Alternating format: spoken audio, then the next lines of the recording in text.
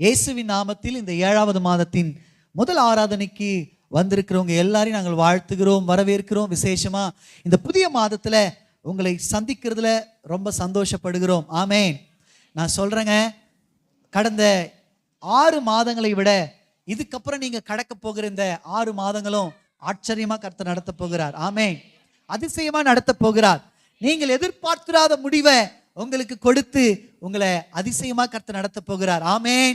சந்தோஷமா இருக்கிறீங்களா? ஒரு சந்தோஷத்தோடு கூட கர்த்தருடைய வார்த்தையை வரவேற்க போகிறோம். சந்தோஷத்தோடு கூட கர்த்தருடைய வார்த்தை கேட்க போகிறோம். ஆமேன். அல்லேலூயா. என்னோடு சேர்ந்து ஆகாய் தீர்க்க தரிசன புத்தகம் 2ஆம் அத்தியாயம் 19ஆம் வசனத்தை நாம் எடுத்துக்கொள்ளலாம். பழைய ஏற்பாட்டிலே 1091வது பக்கம், 1091வது பக்கத்தை எல்லாரும் திருப்பிக் கொள்ளுங்க. பழைய ஏற்பாட்டில் 1091வது பக்கம், ஆகாய் தீர்க்க தரிசன புத்தகம் 2ஆம் அத்தியாயம் 19ஆம் வசனத்தை நாம் வாசிக்க கேட்கலாம். களஞ்சியத்தில் இன்னும் விதை தானியம் உண்டோ? திராட்சை செடியும் அத்திமரமும் மாதுள செடியும் ஒலிவ மரமும் கனி கொடுக்கவில்லையே. நான் இன்று முதல் உங்களை ஆசீர்வதிப்பேன் என்று சொல்லுகிறார் என்றான். அல்லேலூயா. அருமையானவர்களே, இந்த மாதத்தின் வாக்குத்தத்தத்திற்காக கர்த்தருடைய சமூகத்தில் நான் காத்திருந்த பொழுது ஆண்டவர் என் இருதயத்தில் அதிகமாய் பேசின ஒரு வார்த்தை தான் இந்த ஆகாய் 2:19. ஆமேன். நான் கடந்த வாரங்கள்ல அதிகமா என் இருதயத்துல உணரப்பட்ட ஒரு வார்த்தை, அதிகமா தேவ ஆவியானவர் என் இருதயத்துல கொண்டு வந்த ஒரு வார்த்தை தான், களஞ்சியத்தில் இன்னும் விதை தானியம் உண்டோ? திராட்சை செடியும் அத்தி மரமும் மாதுள செடியும் ஒலிவ மரமும் கனி கொடுக்கவில்லையே. நான் இன்று முதல் உங்களை ஆசீர்வதிப்பேன். நான் இன்று முதல் உங்களை ஆசீர்வதிப்பேன். From this day will I bless you அப்படின்னு கர்த்தர் இந்த மாதம் வாக்குத்தத்தம் கொடுத்திருக்கிறார். அல்லேலூயா. ஒரு கையை தட்டி இந்த வாக்குத்தத்தத்தை எல்லாம் ரிசீவ் பண்ணிக்கொள்ளுங்க, எல்லாம் பெற்றுக்கொள்ளுங்க. உற்சாகமா உற்சாகமா சிரிச்ச முகத்தோடு கூட ஹalleluya ஹalleluya ஹalleluya. Praise the Lord. அல்லேலூயா. அருமையானவர்களே, கர்த்தர் தம்முடைய வாக்குத்தத்தத்தை இந்த மாதம் வெளிப்படுத்துகிறார். அது என்னன்னா, இன்று முதல் உங்களை ஆசீர்வதிப்பேன், இன்று முதல் நான் உங்களை ஆசீர்வதிப்பேன் என்கிற வார்த்தை. அல்லேலூயா. கவனிங்க, இந்த 2ஆம் அதிகாரத்தின் முதல் வசனத்தை நான் உங்களுக்காக வாசிக்கிறேன்.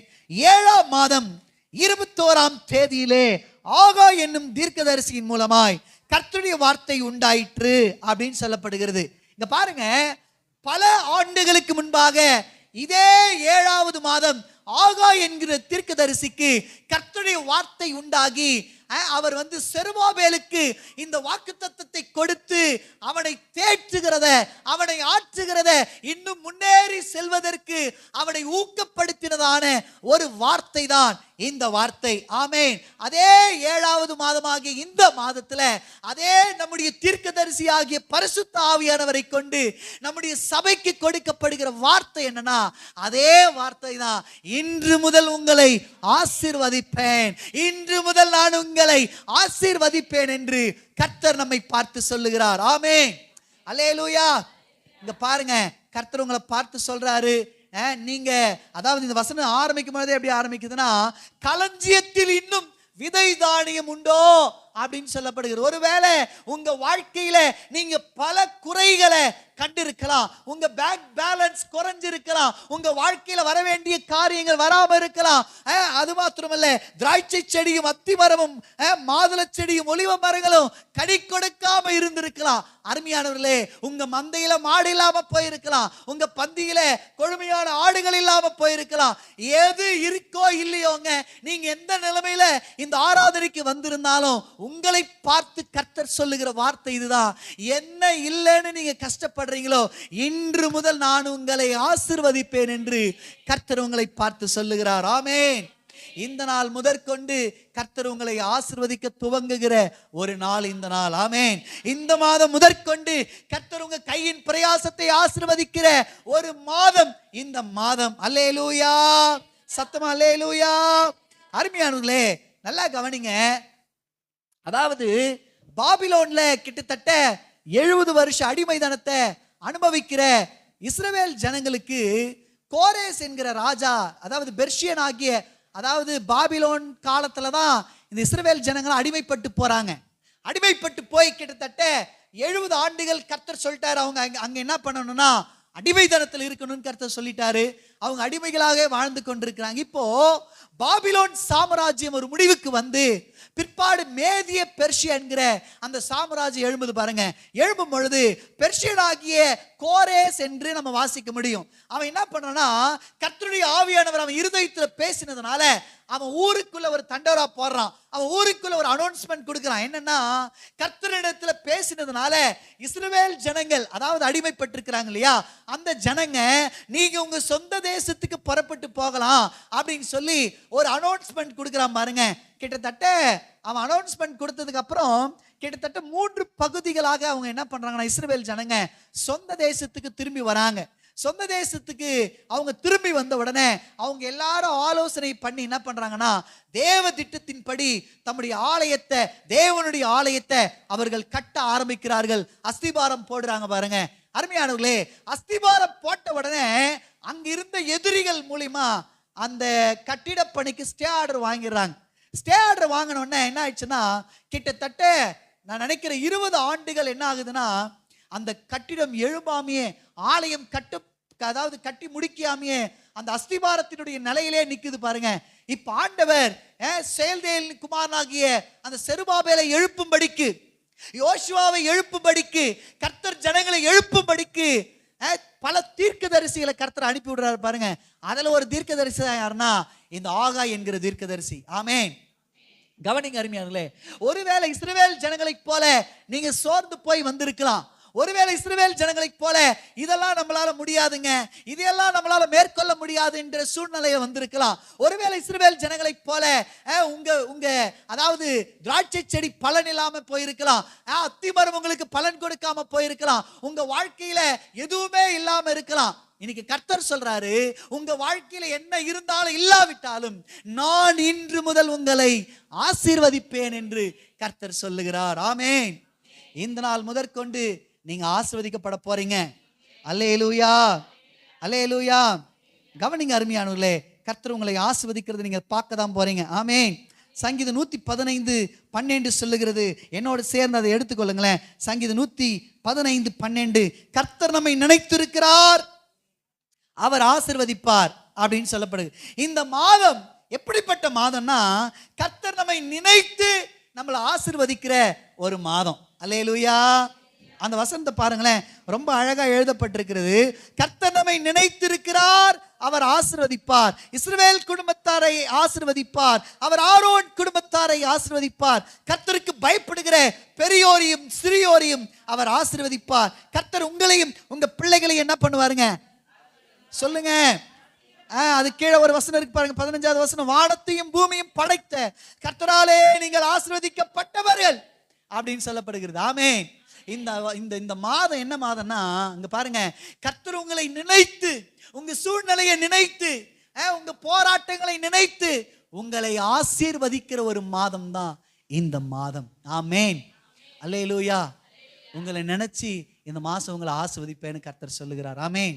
என்ன கவனிங்க, அதாவது ஆண்டவருக்கு எது ரொம்ப, அதாவது என்ன சொல்றதுன்னா கஷ்டம் அப்படின்னா, கஷ்டம் இல்லை கஷ்டம் மாதிரி அப்படின்னா என்ன அர்த்தம்னா நம்மளை ரட்சிக்கிறது தான் அவர் கொஞ்சம் என்னதுன்னா கடினம். அதற்காக தான் அவர் என்ன பண்றாருன்னா பரலோகத்தை விட்டு இந்த பூமிக்கு வந்து தம்முடைய விலையேற பெற்ற ரத்தத்தை கொடுத்து நம்மளை என்ன பண்றாருன்னா மீட்டு கொண்டார் என்று பார்க்கிறோம். நம்மளை ரட்சிக்கிறது தான் அவருக்கு கொஞ்சம் கடினம் மாதிரி, அதற்கு பல காரியங்கள் அவர் செய்ய வேண்டியது இருக்கு. ஆனா அவருக்கு எது தெரியுமா ரொம்ப ரொம்ப ஈஸி, நம்மளை ஆசீர்வதிக்கிறது. ஆமென். அல்லேலூயா. உங்களை எண்ணி ஆசீர்வதிக்கிறது அவருக்கு ரொம்ப ஈஸிங்க. ஆமென். அதனாலதான் இஸ்ரவேல் ஜனங்களை பார்த்து கர்த்தர் சொல்றாரு, இஸ்ரவேலை ஆசீர்வதிப்பதே எனக்கு பிரியம். ஆமென். இந்த மாசம் உங்களை நினைச்சு உங்க மேல பிரியம் கொண்டு உங்களை ஆசீர்வதிக்கும்படி அவர் வந்திருக்கிறார். அல்லேலூயா. சத்தமா அல்லேலூயா, அல்லேலூயா. நீங்க ஆசீர்வாதமா இருப்பீங்கன்னு கர்த்தர் சொல்லுகிறார். ஆமென். அல்லேலூயா. சரி, ஒரு 1-2 காரியங்களை, இது எப்படிப்பட்ட ஆசீர்வாதம், இந்த மாசம் எப்படி இருக்க போகுது, இது எப்படிப்பட்ட ஆசீர்வாதம் அப்படின்றத ஒரு சில வசனங்களை உங்க கண்களுக்கு முன்பாக கொண்டு வந்து நான் காண்பிக்க விரும்புகிறேன். முதலாவதாக, இது எப்படிப்பட்ட ஆசீர்வாதம்? கர்த்தர் சொல்லிட்டார், இந்த மாசம் நான் உங்களை ஆசீர்வதிப்பேன், இன்று முதல் நான் உங்களை ஆசீர்வதிப்பேன் கர்த்தர் சொல்லிட்டார் இல்லையா? இந்த ஆசீர்வாதம் எப்படிப்பட்டதாக இருக்கும்? நீங்க ஆதியாகமத்தின் புத்தகம் 1ஆம் அதிகாரம் 22ஆம் வசனத்தை எடுத்து பார்ப்பீர்கள்னா, தேவன் அவைகளை ஆசீர்வதித்து, நீங்கள் பலுகி பெருகி சமுத்திரத்தை ஜலத்தை நிரப்புங்கள் என்று அவைகளை ஆசீர்வதித்தார் என்று பார்க்கிறோம். ஆமென். முதல்ல ஆசீர்வாதம் என்கிற வார்த்தை வருகிற ஒரு இடம் தான் இந்த இடம். பாருங்க, ஆண்டவர் யாரை ஆசீர்வதிக்கிறார்னா, அதாவது கடலுக்குள்ள இருக்கிற எல்லா ஜந்துக்களையும் பார்த்து கர்த்தர் என்ன சொல்றாருன்னா, நான் உங்களை ஆசீர்வதிக்கிறேன், நீங்க பலுகி பெருகுங்க அப்படின்னு சொல்லி கர்த்தர் அவைகளை ஆசீர்வதித்தார் என்று பார்க்கிறோம். ஆமென். நம்மளே கர்த்தர் என்ன சொல்றாருன்னா, நான் உங்களை ஆசீர்வதிக்கிறேன்னு சொல்லி இருக்கிறார் இல்லையா? இந்த மாதம் இந்த ஆசீர்வாதம் எப்படி இருக்க போகுதுன்னா, இது பெருகுகிற ஆசீர்வாதமாக இருக்க போகுது. ஆமென். இது எப்படிங்க இருக்க போகுது? பலுகி பெருகுகிற ஆசீர்வாதமா இருக்க போகுது. ஆமென். அதாவது நீர்வாழ் ஜந்துக்களை பார்த்து, கடலில் இருக்கிற எல்லா ஜீவ ஜந்துக்களை பார்த்து கர்த்தர் சொன்னார், நான் உங்களை ஆசீர்வதிக்கிறேன், நீங்க பலுகி பெருகுங்க அப்படின்னாரு. பாருங்க, இன்னைக்கு ஒரு புள்ளி விவரம் சொல்லுது, உலகம் முழுவதிலும் எத்தனையோ கோடிக்கணக்கான மீன்களை பிடிக்கிறாங்களாம். என்னங்க சொல்ல மாட்டேன்றீங்களே? எத்தனையோ கோடிக்கணக்கான மீன்களை பிடிக்கிறாங்க, பிடிச்சுனே இருக்கிறாங்க, டெய்லி பிடிச்சுட்டு இருக்கிறாங்க, தினந்தோறும் பிடிக்கிறாங்க, மாதந்தோறும் பிடிக்கிறாங்க, வாரக்கணக்கில் பிடிக்கிறாங்க. ஆனா காலியாகவே மாட்டேங்குது. அல்லேலூயா. காலி பெருகிட்டே இருக்குது, அது வந்துட்டே இருக்குது, பிடிக்க வந்துட்டே இருக்கு. எத்தனையோ கோடிக்கணக்கான மீன்களை பிடிக்கிறாங்க, ஆனாலும் இன்றைய வரைக்கும் அவைகள் குறைந்து போகவில்லை. இந்த மாச கர்த்தர் உங்களை ஆசீர்வதிக்கிறதுனால, அருமையானவர்களே, நீங்க நம்புங்க, நீங்க விசுவாசிங்க, இந்த மாதம் கர்த்தர் உங்களை பலுகி பெருக பண்ண போகிற மாதம். அல்லேலூயா, அல்லேலூயா. உங்க கையின் பிரயாசம் பெருகும், உங்க வருமானங்கள் பெருகும், உங்க சம்பாத்தியங்கள் பெருகும், உங்க மிருக ஜீவன்கள் பெருகும், உங்க ஆடு மாடுகள் பெருகும், உங்க கர்ப்பத்தின் கனி உண்டாகும், அது பெருகும், நீங்க பெருகுவீங்க. இனி நீங்க கடன் கொடுக்கிறவர்களாக அல்ல, மன்னிக்கணும், கடன் வாங்குகிறவர்களாக அல்ல, கடன் கொடுக்கிறவங்களா கர்த்தர் மாத்துவார். அல்லேலூயா, அல்லேலூயா. பாருங்க, இந்த மாசம் நீங்க பலுகி பெருகிறத நீங்க பாப்பீங்க. ஆமென். நான் சொல்ற வார்த்தைக்கு எல்லாத்துக்கும் நீங்க ஆமேன் ஆமேன் சொல்லிட்டே வாங்க, ரிசீவ் பண்ணிட்டே இருங்க, நிச்சயமா இதுக்கான ஆசீர்வாதம் உங்களுக்கு உண்டு. ஆமென். அல்லேலூயா. இரண்டாவது, இந்த ஆசீர்வாதம் எப்படிப்பட்டதாக இருக்க போகிறது? ஆதியாகமத்தின் புத்தகம் 12ஆம் அதிகாரம் 2ஆம் வசனத்தை நீங்க எடுத்து பார்ப்பீர்களானால், நான் உன்னை ஆசீர்வதிப்பேன், நீ ஆசீர்வாதமாய் இருப்பாய் என்று அங்க கர்த்தர் ஆபிரகாமை பார்த்து சொல்லுகிறார். ஆமென்.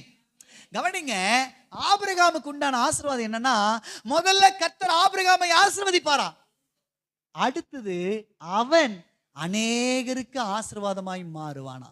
ஆமென். இந்த மாசம் கர்த்தர் உங்களை ஆசீர்வதிக்கிறதுனால, இதுவரைக்கும் நீங்க யாருக்கிட்டயாச்சும் எதனா கிடைக்குமான்னு எதிர்பார்த்து வாழ்ந்து கொண்டிருந்தீங்க. இந்த மாசம் கர்த்தர் உங்களை ஆசீர்வதிக்கிறதுனால நீங்க அநேகருக்கு கொடுக்கும்படி கர்த்தர் உங்களை மாற செய்ய போகிறார். ஆமென். இது நடக்குங்க. கர்த்தர் உங்களை ஆசீர்வதிப்பார், நீங்க ஆசீர்வாதமா இருப்பீங்க, நீங்க ஆசீர்வாதமா இருப்பீங்க, அநேகருக்கு நீங்க கொடுக்கிறவங்களா மாறுவீங்க, அநேகருக்கு நீங்க ஜெபிக்கிறது மூலமா அற்புதங்கள் உண்டாகும், உங்கள் அநேகருக்கு பயனுள்ள பாத்திரமாக, உங்கள் அநேகருக்கு பிரயோஜனமுள்ள பாத்திரமாக, உங்கள் அநேகருக்கு ஆசீர்வாதமான பாத்திரமாக கர்த்தர் மாற பண்ணுகிற மாதம் இந்த மாதம். அல்லேலூயா. அவருடைய ஆசீர்வாதம் அப்படிப்பட்டது. ஆமென். அல்லேலூயா. மூன்றாவது, இந்த ஆசீர்வாதம் எப்படிப்பட்டது அப்படின்னு நீங்க பார்த்தீங்கன்னா, யோபின் புத்தகம் 42ஆம் அதிகாரம் 12ஆம் வசனத்தை நான் உங்களுக்காக வாசிக்கிறேன். கர்த்தர் யோபுவின் முன்னிலைமையை பார்க்கிலும் அவன் பின்னிலைமை என்ன பண்றாருங்க, ஆசீர்வதிச்சார். 10வது வசனத்தை பாருங்க. யோபுவை கர்த்தர் ஆசீர்வதிச்சதனால் அவன் இரட்டத்தனையாய் ஆசீர்வாதங்களை பெற்றுக்கொண்டான் என்று நாம் பார்க்கிறோம். ஆமென். கர்த்தர் யோபுவை ஆசீர்வதிச்சாரா, ரெட்டிப்பான நன்மை அவன் பெற்றுக்கொண்டானா. ஆமென். யாக்கோபு கூட அதானுங்க சொல்றாரு, நான் வெறும் கையா என் மாமா வீட்டுக்கு போனேன், இப்ப என்ன பண்ணிருக்கிறேங்க, சத்தமா சொல்லு, இரு பரிவாரங்களோடு ரெட்டிப்பான நன்மையை கொடுக்கிற மாதம் இந்த மாதம். அல்லேலூயா. வெறும் கையாய் நான் கடந்து வந்தேன். கையை தட்டி பாடலாமா? வெறும் கையாய் நான் கடந்து வந்தேன், இரு பரிவாரங்கள் எனக்கு தந்தீர். ஏல் எல்லோகேல் எல்லோஹேல் எல்லோஹேல் உம்மை துதிப்பேன்.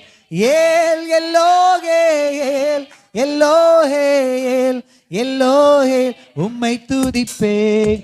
உம்மை நம்பி வந்தேன் நான் வெக்கப்படல, உம்தயை என்னை கைவிடல. உம்மை கையை தட்டி பாடு உற்சாகமா, கொஞ்சம் சவுண்ட் மட்டும். கைவிடல வெறும் கையாய் நான் கடந்து வந்தேன், இரு பரிவாரங்கள் எனக்கு தந்தீர். வெறும் கையாய் நான் கடந்து வந்தேன், இரு பரிவார எல்லோகேல் எல்லோகேல் எல்லோகேல் உம்மை துதிப்பேன். ஏல் எல்லோகேல் எல்லோகேல் உம்மை துதிப்பேன். அல்லேலூயா. நீங்க ரெட்டிப்பான நன்மையை பெறுகிற மாதம் இந்த மாதம். அல்லேலூயா. Praise Lord. ஆமென். அடுத்தது வேதம் சொல்லுகிறது, நான்காவது இது இந்த ஆசீர்வாதம் எப்படிப்பட்டதாக இருக்கும் என்று வேதம் சொல்லு. ஆதியாகமத்தின் புத்தகம் 26ஆம் அதிகாரம் 12ஆம் வசனத்தை எடுத்து பார்த்தீங்கன்னா, ஈசாக்கு அந்த தேசத்தில் விதை விதைத்தான், கர்த்தர் அவனை ஆசீர்வதித்ததினால் அவன் 100 மடங்கு பலனை அடைந்தான் என்று பார்க்கிறோம். ஆமென். இந்த மாதம் நீங்க விதைக்கிற விதையாகட்டும், நீங்க சம்பாதிக்கிற சம்பாதியமாகட்டும், எதுவானாலும் 100 மடங்கு பலனை பார்க்கிற ஒரு மாதம் இந்த மாதம். அல்லேலூயா. 100 மடங்கு கர்த்தர் உங்களை ஆசீர்வதிப்பாருங்க. ஆமென். 100 மடங்கு நீங்க பலனை பார்ப்பீங்க. உங்க கையின் சம்பாத்தியம் வீணா போகாது, உங்க மிருக ஜீவன்கள் கொடுக்கிற காரியங்கள் வீணா போகாது. ஆமென். இந்த மாதம் உங்களை 100 மடங்கு அவர் உங்களை ஆசீர்வதிக்கிறதுனால நீங்க அந்த ஆசீர்வாதத்தை பெற்றுக்கொள்ளுவீங்க. ஆமென். ஐந்தாவதாக உபாகமத்தின் புத்தகம் 1:11 சொல்லுகிறது, நீங்கள் இப்பொழுது இருக்கிறதை பார்க்கிலும் 1000 மடங்கு அதிகமாகும்படி உங்கள் பிதாக்களின் தேவனாகி கர்த்தர் உங்களுக்கு சொல்லியபடியே உங்களை ஆசீர்வதிப்பார் என்று சொல்லப்படுகிறது. ஆமென்.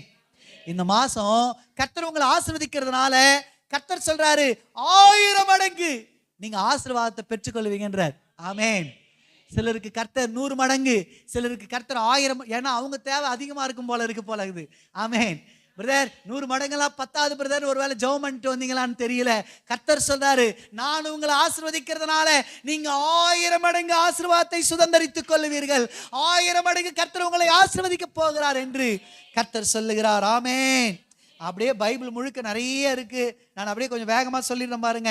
அதாவது அடுத்தது வேதம் சொல்லுகிறது, யாக்கோபு தான் 12 பிள்ளைகளையே கூப்பிட்டு என்ன பண்ணாரா, அவர்களை ஆசீர்வதித்தார் என்று பார்க்கிறோம். ஈசாக்கு மரண காலத்துல கண்ணெல்லாம் மங்கி போச்சு. அவர் சொல்றாரு, பெரியவனை கூப்பிட்டு சொல்றாரு, ஏசாவை கூப்பிட்டு, ஏசா நீ வேட்டைக்கு போய் ஒரு மிருகத்தை அடித்து கொண்டு வந்து எனக்கு ருசியுள்ள பதார்த்தமா சமைச்சு கொடுப்பா. என் ஆத்துமா உன்னை ஆசீர்வதிப்பதற்காக காத்து கொண்டிருக்கிறது என்றார். நாங்க இத்தனை மாதம் நம்மளை ஆசீர்வதிக்கிறதுக்காக கர்த்தருடைய இருதயம் அவருடைய ஆத்துமா காத்திருந்துச்சா. அப்படின்னா என்ன தெரியுங்களா? தகப்பனுடைய ஆசீர்வாதம் அது. ஆமென். பலுகி பெருக செய்கிற ஆசீர்வாதம் அது உங்களை ஆசீர்வாதமாய் மாற்றுகிற ஆசீர்வாதம், உங்களுக்கு ரெட்டிப்பான நன்மைகளை தருகிற ஆசீர்வாதம், உங்களை 100 மடங்கு ஆசீர்வதிக்கிற ஆசீர்வாதம், அது 1000 மடங்கு உங்களை பெருக செய்கிற ஆசீர்வாதம். அதோடு கூட நான் சொல்லுகிறேன் அருமையானவர்களே, இது தகப்பனுடைய ஆசீர்வாதம். ஆமென். அப்படின்னு என்ன அர்த்தம் தெரியுமா? அவர் மனசார உங்களை ஆசீர்வதிக்கும்படி வந்திருக்கிறார். ஆமென். நிறைஞ்ச மனசோடு கூட முழு இருதயத்தோடு கூட உங்களை பிளஸ் பண்ணும்படி வந்திருக்கிறார். அல்லேலூயா, அல்லேலூயா, ஆமென். அவர் இருதயம் உங்களை ஆசீர்வதிக்கும்படி அப்படியே காத்து கொண்டிருக்கிறது. இன்னைக்கு எப்படின்னா உங்களை ஆசீர்வதிச்சுதான் அவர் போறார். ஆமென். தயாரா இருக்கிறீங்களா அந்த ஆசீர்வாதங்களை பெறத்துக்கு? ஆமென். எல்லாம் சொல்லிடுங்க என்னென்ன ஆசீர்வாதம். இன்னைக்கு கர்த்தர் நம்மளை ஆசீர்வதிப்பேன்னு சொல்லிட்டாரு. அந்த ஆசீர்வாதம் எப்படி இருக்க போகுதுங்க? முதல்ல சொல்லிடுங்க, அது பலுகி.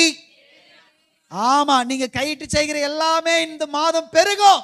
இதுக்கப்புறம் அடுத்து வருகிற 6 மாதங்கள் பெருகும். அல்லேலூயா.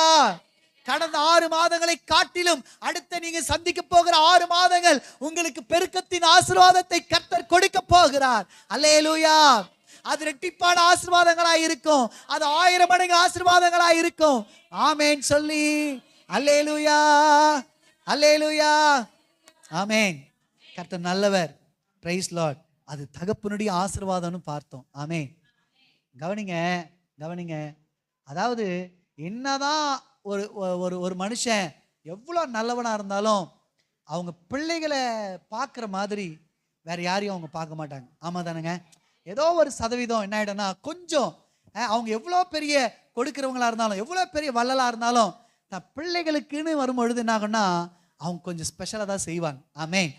இந்த மாசம் அப்பா எப்படி வெளிப்படுறாருன்னா, நான் முதல்ல சொன்னேன் இல்லையா, இஸ்ரவேலை ஆசீர்வதிப்பதே கர்த்தருக்கு பிரியமா வந்திருக்கிறார். அது மாத்திரம் இல்ல, சங்கீதம் 115 வாசிச்சு இல்லையா, அவர் எப்படி நம்மளை ஆசீர்வதிக்க போறாராம், நம்மளை நினைச்சிருக்கிறார். நம்ம சூழ்நிலை என்னன்னு அவருக்கு தெரியும். நம்ம போராடுற போராட்டங்கள் என்னன்னு அவருக்கு தெரியும். அதனால வேதம் சொல்லுகிறது, அவர் நம்மளை நினைச்சு நம்மளை இன்னைக்கு ஆசீர்வதிக்கும்படி வந்திருக்கிறாராம். 3வது, அவர் தகப்பனுடைய இருதயத்தோடு வந்திருக்கிறார். ஆமென். ஈசாக்கு ஆசீர்வதிச்சார், அவங்க பிள்ளைங்க அப்படியே ஆசீர்வாதமா மாறினாங்க. யாக்கோபு தான் 12 பிள்ளைகளை கூப்பிட்டு ஆசீர்வதிச்சார். அந்த ஆசீர்வாதத்தின்படி அவருடைய வாழ்க்கை மாறினது. இன்னைக்கு அப்பாவா வந்திருக்கிறாரு உங்களை ஆசீர்வதிக்கும்படி. அவர் ஆசீர்வதிச்சா அப்படியே நடக்கும். அல்லேலூயா. நீங்க பார்க்க தான் போறீங்க. உங்க அழுகையின் பள்ளத்தாக்கெல்லாம் நீரூற்றாய் மாறுகிற மாதம். உங்க துக்கங்கள் சந்தோஷமாய் மாறுகிற மாதம். நீங்க எதிர்பார்த்த முடிவை உங்களுக்கு கொடுக்கும்படி உங்கள் பேரில் அவர் நினைத்திருக்கிற நினைவுகள் தீமைக்கானது அல்ல. உங்களை ஆசீர்வதித்து நீங்கள் தலை குனிந்த எல்லா இடத்திலும் தலை நிமிர வைக்கிற ஒரு மாதம் இந்த மாதம். அல்லேலூயா. சத்தமோர் அல்லேலூயா. கவனிங்க, ஒரு சில ஆலோசனைகளை மட்டும் நான் சொல்ல விரும்புகிறேன். என்னன்னா, இந்த ஆசீர்வாதங்களை நீங்களும் நானும் சுதந்திரிப்பதற்கு நாம் என்ன செய்யணும்? ஆண்டவர் சொல்லிட்டார், மனசார வந்திருக்கிறார், பிரியமா வந்திருக்கிறார். நம்மளை நினைச்சு நம்ம சூழ்நிலை அறிஞ்சு எப்படின்னா என் பிள்ளையை ஆசீர்வதிச்சுட்டே போயிடணும்னு வந்திருக்கிறார். அவர் பொய் சொல்ல மனிதன் அல்ல. சும்மா விளையாட்டுக்கு உங்ககிட்ட சொல்லிட்டு போறதுக்கு அவர் ஒன்றும், நீங்க ஒன்றும் பொம்மையும் இல்லை, அவர் ஒன்றும் மனுஷனும் இல்லை. ஆமென். மனுஷன்தான் முகஸ்துதிக்காக சில காரியங்களை சொல்லுவான். மனுஷன்தான் முகஸ்துதிக்காக சில காரியங்களை வாக்கு கொடுப்பான். ஆனா அவர் மனிதன் அல்ல. பொய் சொல்ல தேவன் மனிதன் அல்ல. மனம் மாற அவர் மனுப்புத்திரனும் அல்ல என்று வேதம் சொல்லுகிறது. ஆமென். அவர் சொன்னதுதான் உங்களை ஆசீர்வதிக்க போகிறார். ஆமென். இதை பெற்றுக்கொள்ளணும்னா நாம் என்ன செய்யணும்? வேதத்திலிருந்து ஒரு 5 ஆலோசனைகளை கொஞ்சம் வேகமா உங்களோடு நான் பகிர்ந்து கொள்ள விரும்புகிறேன். 5 சொல்ல முடியுமான்னு தெரியல என்னால. ஆனால் நான் இன்னைக்கு கொஞ்சம் சீக்கிரமாக முடிக்கணும்னு விரும்புகிறேன். ஏன்னா நமக்கு பந்தி இருக்கிறது, பந்தி முடிஞ்ச உடனே சாப்பாடு இருக்குது, அப்புறம் யூத் மீட்டிங் எல்லாம் இருக்கிறதுனால கொஞ்சம் நான் வேகமாக போக விரும்புகிறேன். நீங்கள் என்னோடு கூட அதை அப்படியே கவனித்து கொண்டே வரும்படி அன்பாய் கேட்டுக்கொள்ளுங்க. முதலாவது காரியம், நான் கொஞ்சம் 5 முதல்ல சொல்லிடுறேன். நீங்கள் எழுதி கொள்ளுகிறவங்க எழுதி கொள்ளுங்க. அப்புறம் நம்ம எத்தனை பார்க்க முடியுமோ அத்தனை பார்க்கலாம். முதலாவது காரியம் இருப்பதற்காக சொல்லுங்க, நன்றி சொல்ல வேண்டும். Art of gratitude. அதாவது நன்றி நிறைந்த இருதயம் இருக்க வேண்டும். ஆசீர்வாதத்தை நீங்க சுதந்திரித்துக் கொள்வதற்கு நீங்களும் நானும் நன்றி உள்ளவங்களா இருக்கணும். ஆமென். 2வது எழுதி கொள்ளுங்க. ஆண்டவர் இன்னைக்கு ஆசீர்வதிப்பேன்னு சொல்லிட்டார் இல்லையா? நீங்களும் நானும் ஆசீர்வாதத்தை பெறணும்னா தசம பாகங்களை கொடுக்கிறவர்களாக இருக்க வேண்டும். பாஸ்டர் பாத்தியா கரெக்டா பாயிண்ட்ல வராரு அப்படின்னு நினைக்காதீங்க. இல்ல ஆண்டவர் கடந்த நாட்கள் என் இருதயத்தில் நிறைய பேசினேன். சொன்ன காரியத்தை தான் நான் எழுதிட்டு வந்திருக்கிறேன். 2வது காரியம், தசம பாகங்களை கொடுக்கிறவர்களாக மாற வேண்டும். ஆமென். 3வதாக எழுதி கொள்ளுங்க. 3வதாக யார் ஆசீர்வாதத்தை பெற முடியும்? கீழ்ப்படுகிறவர்கள் ஆசீர்வாதத்தை பெற்றுக் கொள்ளுவார்கள். ஆமென். முதல்ல சொல்லிடுங்க. என்ன சொன்ன? நன்றி உள்ளவர்கள் ஆசீர்வாதத்தை பெற்றுக் கொள்ளுவார்கள். இரண்டாவது, தசம பாகங்களை கொடுக்கிறவர்கள் ஆசீர்வாதங்களை பெற்றுக் கொள்ளுவார்கள். மூன்றாவது, கீழ்ப்படுகிறவர்கள் ஆசீர்வாதங்களை பெற்றுக் கொள்ளுவார்கள். நான்காவது, நான் சொல்லுவேன், ஆசீர்வதிக்கிறவர்கள் ஆசீர்வாதங்களை பெற்றுக் கொள்ளுவார்கள். எல்லாம் சொல்லுங்க என் கூட. Very good. அஞ்சாவதாக நான் சொல்லுவேன், கடைசியா, கர்த்தருடைய நாமத்தை பிரஸ்தாபப்படுத்துகிறவர்கள் ஆசீர்வாதத்தை பெற்றுக் கொள்ளுவார்கள். ஆமென். சொல்லுங்க அஞ்சாவது. ஆமா, இந்த 5 காரியங்கள் இது என்னன்னா, அதாவது வேதாகமத்தில் சில காரியங்கள் நம்ம பெறணும்னு வச்சுங்களேன், கொஞ்சம் கஷ்டப்பட வேண்டியதா இருக்கும். ஆனா இன்னைக்கு சொல்ல போற காரியங்கள்லாம் ஈஸியா, ரொம்ப ஈஸியா. இங்க பாருங்க, எல்லாருமே இந்த பீச்சுக்கெல்லாம் போயிருக்கிறீங்களா? என்னங்க பீச்சே பார்க்க போயிருக்கிறீங்களா இல்லையா? இந்த பீச்சில் பார்த்தீங்கன்னா, இங்க பாருங்க, பலூன்லாம் கட்டி வச்சுட்டுப்பாங்க, துப்பாக்கி வச்சுட்டுப்பாங்க. பாருங்க, பக்கத்திலே இருக்கும் அந்த பார்டர், பக்கத்திலே இருக்கும் அந்த அந்த அந்த பார்டர். அதாவது இவன் சொல்லுவான், அதை அடிச்சிங்கன்னா உங்களுக்கு பணம் தருவேன், அடிச்சிங்கன்னா உங்களுக்கு கிஃப்ட் கொடுப்பேன்னு பாருங்க. நம்மளுக்கும் பார்த்தா பக்கத்திலே பலூன் இருக்கிற மாதிரி இருக்கும். ஆனால் எடுத்து துப்பாக்கி எடுத்து பயன்படுத்தினா ஒரு பலூனையும் அடிக்க முடியாமல் போயிடும். பண்ணியிருக்கிறீங்களா இல்லையா நீங்களாம்? சின்ன வயசில் திருவிழாக்கெல்லாம் போனால் அங்கே பார்த்தீங்கன்னா சோப்பு, காசு அதெல்லாம் வச்சுருப்பாங்க. ஒரு வளையத்தை கொடுத்துருவாங்க, அதை போடுறது உங்கள் எதில் போடுறீங்களோ அது உங்களுக்கு.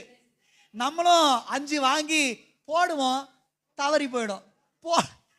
பண்ணியிருக்கிறீங்களா இல்லையா? அது மாதிரி சொல்லுங்க. பண்ணிது இல்லை, பார்த்துருக்குறீங்களாச்சு கேட்குறேன். பார்த்துருக்குறீங்க. அந்த மாதிரியான ஒரு நாள் இல்லை இந்த நாள், அந்த மாதிரி சூழ்நிலை இல்லை இப்போ. இது எப்படின்னா, ஈஸியாக நம்ம பெற்றுக்கொள்ளுகிற ஒரு கால். பார்க்கறதுக்கு எதோ ஈஸியாக இருக்கிற மாதிரி அப்புறம் நீங்கள் முயற்சி பண்ணி அப்படியெல்லாம் இல்லை. இந்த மாதம் ஈஸியாக, ரொம்ப லகுவாக இந்த ஆசீர்வாதங்களை நம்ம ரிசீவ் பண்ணுறதுக்கு, பெற்றுக்கொள்வதற்கான வழிமுறைகளை தான் ஆவியானவர் கொடுத்திருக்கிறார். நான் ஒன்று உங்களோடு கூட பகிர்ந்து கொள்ள விரும்புகிறேன். எத்தனை முடியுதோ அத்தனை நான் உங்களுக்கு சொல்லி உங்களுக்காக ஜெபிக்க விரும்புகிறேன். முதலாவதாக, நன்றி உள்ளவர்கள் ஆசீர்வாதங்களை பெற்றுக் கொள்வார்கள். எல்லாம் சொல்லுங்க. சபை இந்த கடைசி நாட்களில் எப்படி இருக்க வேண்டும் என்று கர்த்தர் விரும்புகிறார்னா, நீங்களும் நானும் ஆசீர்வாதங்களை பெற்றுக்கொள்ள வேண்டுமானால் நீங்களும் நானும் எப்படி இருக்க வேண்டும் என்று கர்த்தர் விரும்புகிறார்னா, நன்றி உள்ளவர்களாக, நன்றி இருதயத்தை உடையவர்களாக இருக்க வேண்டும் என்று தேவன் விரும்புகிறார். ஆமென். சில சம்பவத்தை உங்களுக்கு நான் கொஞ்சம் வேகமாக எடுத்து காண்பிக்க விரும்புகிறேன். லூக்கா 17ஆம் அதிகாரம் 12ஆம் வசனத்துல நீங்க பார்த்தீங்கன்னா, 10 குஷ்டரோகிகள் ஏசப்பா கிட்ட வராங்க. வந்த உடனே நல்லா கவனிங்க, கொஞ்சம் நீங்க எடுக்க வேணாம், கொஞ்சம் அப்படியே என்ன மட்டும் பாருங்க. நான் படிக்க சொல்றதை மட்டும் நீங்க படிச்சா போதும், மற்றபடி எனக்கு கொஞ்சம் கவனிங்க. ஏன்னா அந்த 5 காரியத்தை எப்படின்னா நான் முடிக்கணும்னு விரும்புறேன். கொஞ்சம் பாருங்க, அப்படியே கவனிங்க. 10 குஷ்டரோகிகள் ஏசப்பா கிட்ட வராங்க. 10 குஷ்டரோகிகள் வந்து, ஆண்டவரே எங்களுக்கு இறங்கும் அப்படின்னு கேட்கும் பொழுது ஆண்டவர் சொல்றாரு, நீ உங்களை ஆசாரியர் இடத்துல கொண்டு போய் காண்பி அப்படின்னு. இவனுங்க அப்படியே என்ன பண்றாங்கன்னா, ஆசாரியர்கிட்ட தன்னை காண்பிக்கும்படி போறானுங்க. போகும்பொழுதே அவங்களுக்கு மிகப்பெரிய சுகம் உண்டாகிறது. சுகம் உண்டான ஆசாரியனும் அவங்கள பார்த்து செக் பண்ணும்பொழுது அவங்களுக்கு குஷ்டரோகம் இல்லைன்னு ஒரே சந்தோஷம். ஏசப்பா கிட்ட போன உடனே மிகப்பெரிய ஒரு நன்மை கிடைச்சதுன்னு சொல்லி அவங்க என்ன பண்றாங்க, அந்த உற்சாகத்தின் மிகுதியில ஒருத்தன் என்ன பண்றானா வீட்டுக்கு போயிடுற, எல்லாரும் வீட்டுக்கு போயிடுறாங்க. ஒருவன் மாத்திரம் என்ன பண்றானா திரும்பி வந்தான் என்று பார்க்கிறோம். ஆமென். ஒருவன் மாத்திரம் திரும்பி வந்து உரத்த சத்தத்தோடு கூட தேவனை மகிமைப்படுத்தினான் என்று பார்க்கிறோம். ஆமென்.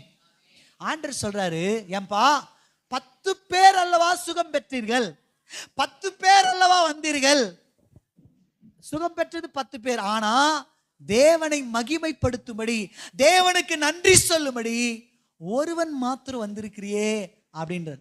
சொல்லிட்டு சொல்றாரு, உன் விசுவாசம் உன்னை ரட்சித்ததுன்னு சொல்றாரு. ஆமென். இங்கிலீஷ்ல ரொம்ப அழகா இருக்கும் அந்த வேர்டு. என்னன்னா கம்ப்ளீட் அப்படின்னு இருக்கும். என்ன சொல்லுங்க? அப்படின்னா என்ன அர்த்தம்னா, என்ன கவனிங்க, அவன் ஒருத்தன் தான் கம்ப்ளீட்டா பூரணம் அடைஞ்சான் என்று பார்க்கிறோம். அப்படின்னா என்ன அர்த்தம்னா, குஷ்டரோகியுடைய கைகள்லாம் அப்படி இருக்குன்னு வச்சுங்களேன். அதாவது பைபிள் அப்படி இல்லை, எனக்கு நானா யோசிக்கிற ஒரு விஷயம், நானா சொல்ற ஒரு, குஷ்டரோகின் கைகள்லாம் அப்படி இருக்கும், புண்ணா இருக்கும், சீழ்வடைஞ்சிட்டே இருக்கும். ஆண்டவர் சொல்றாரு, உனக்கு சுகம் அப்படின்னு. எல்லாருடைய புண்களும் ஆறப்பட்டு எல்லாரும் மிகப்பெரிய சுகத்தோடு கூட வீட்டுக்கு போயிட்டாங்க. இந்த ஒருவன் மாத்திரம் திரும்பி வந்தான் பாருங்க, நன்றி சொல்லும்படி, தேவனை மகிமைப்படுத்தும்படி வந்தான் பாருங்க, தேவனை ஸ்தோத்தரிக்கும்படி வந்தான் பாருங்க. அவனை பார்த்து கர்த்தர் சொல்றார், உனக்கு கம்ப்ளீட் பிளஸிங் என்றார். அப்படின்னா என்ன அர்த்தம்னா, அவனுடைய கைகளெல்லாம் மடக்கப்பட்டிருந்தது உண்மை, ஆனா என்றைக்கு அவன் நன்றி சொன்னானோ அவன் கைகளெல்லாம் நார்மலா எல்லாருடைய கைகளை போல, மற்றவருடைய கைகளை போல அவன் கம்ப்ளீட்டா மாற்றப்பட்டவனாக போனான். ஆமென். சபை இந்த கடைசி காலங்களை எப்படி இருக்கணும்னு கர்த்தர் விரும்புறாருன்னா, நன்றி உள்ளவர்களாக இருக்கணும்ன்றார். ஆமென். ஏன் தெரியுமா? 1 தெசலோனிக்கர் 5:18 சொல்லுகிறது, அதாவது மன்னிக்கணும், ஒரே நிமிஷம் இருங்க. அதாவது 2 தீமோத்தேயு 3:2 பாருங்களேன்.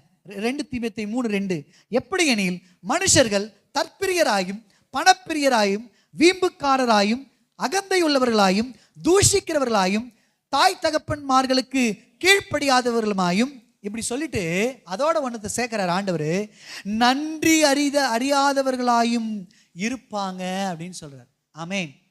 கடைசி நாட்களில் ஜனங்க எப்படி இருப்பாங்கன்னா, எல்லா நன்மைகளும் பெற்றுக்கொள்ளுவாங்க, எல்லா ஆசீர்வாதத்தையும் பெற்றுக்கொள்ளுவாங்க, ஆனா அவங்களுக்குள்ள என்ன இருக்கா தெரியுமா? நன்றி உணர்வு இருக்காதுன்ற. ஆமென். நீங்கள் அப்படி இருக்கலாகாது. அதனால உங்களை என்னை கர்த்தர் பார்த்து சொல்றாரு, நீங்க நன்றி உள்ளவங்களா இருக்கணும்ன்ற. ஆமென். இங்க பாருங்க, எல்லாரும் என்ன பாருங்க ஒரு நிமிஷம். ஆண்டவர் நமக்கு எத்தனையோ நன்மைகளை செய்துட்டே இருக்கிறார், எத்தனையோ நன்மை செய்யற. இன்னைக்கு நம்ம உயிரோடு இருக்கிறதுக்கான காரணம் அவர் தானங்க. இன்னைக்கு நம்ம நல்லா சாப்பிட்றதுக்கான காரணம், நம்ம நல்லா உடுத்தி இருக்கிறதுக்கான காரணம், இன்னைக்கு நம்மளுக்கு விலையேற பெற்ற நம்மளை காட்டில் எத்தனையோ நல்லவங்க நம்ம கிராமத்தில் இருக்கிறாங்க, நம்மளை காட்டில் எத்தனையோ உத்தமர்கள் இருக்கிறாங்க, நீதிமான்கள் இருக்கிறாங்க. ஆனா கர்த்தர் உங்களை எண்ணி தேடி வந்து நம்மை ரட்சித்திருக்கிறார், நமக்கு இந்த விலையேற பெற்ற ரட்சிப்பை கொடுத்திருக்கிறார், நமக்கு பரலோக நிச்சயத்தை கர்த்தர் கொடுத்திருக்கிறார். இவ்வளோ செய்த ஆண்டவருக்கு நம்ம நிறைய நேரத்தில் எப்படி இருக்கிறோம் தெரியுமா? நன்றி இல்லாதவங்களா மாறிடும். ஆமென். இங்க பாருங்க, சபை கூடி வர்றதை சிலர் விட்டுறது போல நீங்க விடாதீங்கன்னு வசனம் சொல்லுது இல்லையா? இங்க பாருங்க, என்ன இந்த பாஸ்ட் எப்ப பார்த்தாலும் சர்ச்சுக்கு வா சர்ச்சுக்கு வா. நான் பாஸ்டர், நான் யாருங்க? நான் அப்படிதான் பேசுவேன், என் இருதயெல்லாம் அப்படிதான் இருக்கும். நீங்க ஒரு பிசினஸ் மேன் கிட்ட போங்க, அவங்ககிட்ட போனீங்கன்னா பணம் எதில் போட்டா எது வரும், எதில் போட்டா எதை சம்பாதிக்கலாம் அப்படின்னு அவனுக்கு நல்லா தெரியும். ஆனா நான் அப்படி இல்லைங்க, நான் ஊழியக்காரன், என் இருதயெல்லாம் சர்ச்சு மேலதான் இருக்கும், என் இருதயெல்லாம் சர்ச்சையை சுத்தியே வரும். என்ன கேட்டீங்கன்னா பைபிள் ஸ்டடிக்கு வாங்க சிஸ்டர்னு சொல்லுவேன், என்கிட்ட வந்தீங்கன்னா காட்டேஜ் பிரேயர் கொஞ்சம் வைங்க சிஸ்டர்னு சொல்லுவேன், என்கிட்ட கேட்டீங்கன்னா வாங்க சிஸ்டர் உபவாசித்து ஜெபிக்கலான்னு சொல்லுவேன். ஆமென். நான் ஊழியக்காரன், என் இருதயெல்லாம் அப்படிதான் இருக்கும். நான் திரும்ப திரும்ப சொல்லுவேன், நீங்க சபைக்கு வர்றதுக்கான நோக்கம் என்ன தெரியுமா? நிறைய காரியங்கள் இருக்கு. ஒரு காரியம் என்ன தெரியுமா? நன்றி சொல்லணும்னு வரீங்க. நீங்க பிரசன்ட் ஆவறதே, இங்க பரிசுத்த ஆவியானவர் அட்டெண்டன்ஸ் எடுக்கிறார், ஒவ்வொருத்தரா கூப்பிட்டு அட்டெண்டன்ஸ் எடுக்கிறார். நீங்க ஏன் தெரியுமா வரீங்க? நன்றி சொல்லும்படி வரீங்க. அந்த வாரம் முழுக்க உங்களை பாதுகாத்ததுக்காக, அந்த வாரம் முழுக்க ஒருவேளை நீங்க வாய் திறந்து சொல்லலைனாலும் பரவாயில்ல, நீங்க வந்தீங்கன்னாவே என்ன அர்த்தம் தெரியுமா? நன்றி சொல்லும்படி வந்திருக்கிறீங்கன்னு அர்த்தம். நிறைய பேர் நன்றி கெட்டவங்களா இருக்கிற மத்தியில நீங்க நன்றி உள்ளவங்களா இருக்கிறீங்க. அதற்காக கர்த்தரை துதிக்கிறேன். ஆமென். எத்தனையோ பேருக்கு உயிரை கொடுத்திருக்கிறார் கர்த்தர், எத்தனையோ பேருக்கு கர்த்தர் நல்ல சம்பாதியங்களை கொடுத்திருக்கிறார், எத்தனையோ பேருக்கு நல்ல ஆயுசு நாட்களை கர்த்தர் கொடுத்திருக்கிறார். கொடுத்து கூட நன்றி இல்ல, நன்றியே கிடையாது நம்ம ஆட்களுக்கு. எவ்வளவு செய்யிட்டங்க. நிறைய நேரத்தில் நம்ம என்ன கேட்டுறோம் தெரியுமா? என்ன செஞ்சிட்டார் ஆண்டவர்? சிஸ்டர் நான் என்ன சொல்றேன்னா, அங்க பாருங்க, இயேசு கிறிஸ்து பிரசங்கம் பண்ணிட்டு இருக்கிறார். பிரசங்கத்தை கேட்கிறவங்க 1 நாள் 2 நாள் 3 நாள் போயிடுச்சு. போன உடனே ஆண்டவர் சொல்றாரு, பா என் பிரசங்கத்தை முடிச்சிட போதும், இப்ப எல்லாரையும் நம்ம அனுப்பலாம் அப்படின்னு போது சீஷர் சொல்ற, ஆமா ஆண்டவரே 3 நாள் ஒண்ணுமே பச்சை தண்ணி கூட குடிக்காம பிரசங்கத்தையே கேட்டுட்டு இருக்கிறாங்க, அதனால இவங்களை சீக்கிரம் அனுப்பிச்சிடலாம் அப்படின்னு அவங்க ஆண்டவர் சொல்றாரு, இவங்க அப்படியே வெறுமனே பாஸ்டிங்லே போயிட்டா சோர்ந்து போயிடுவாங்கப்பா, இவங்களுக்கு எத்தனை ஆகாரத்தை ஆயத்த பண்ண முடியுமான்னு அவங்க சொல்றாங்க. ஆண்டவரே இவ்வளோ லட்சம் இவ்வளோ ஆயிரக்கணக்கான ஜனங்க, இவங்களுக்கு என்ன பண்ண முடியாது? நம்ம கிட்ட இருக்கிற அமௌண்ட் வச்சு சொல்லுங்க, கொடுக்க முடியாது. நம்ம போய் பணத்துக்கே வாங்கினா கூட இவ்வளோ 1000 மக்களுக்கு நம்மளால ஒன்றும் கொடுக்க முடியாதுன்னு அவர் சொல்றாரு, இல்ல இல்ல உங்ககிட்ட என்ன இருக்குது? இல்லாதவைகளை நினைச்சு நீ புலம்பாத, இல்லாதவங்களை நீ பேசாத. உங்ககிட்ட என்ன இருக்கு? அவங்க சொல்றாங்க 5 அப்பம் 2 மீன் ஆண்டவரே, 7 அப்பம் சில மீன் ஆண்டவரே அப்படின்னு கொண்டு வா. ஆண்டவர் என்ன பண்ணார் தெரியுமா? இருக்கிறதுக்காக நன்றி சொன்னார். என்னங்க இங்க பாருங்க, உங்களுக்கு உயிரை கொடுத்திருக்கிறார்ல, சொல்லுங்க அக்கா. சொன்னா நம்ப மாட்டீங்க.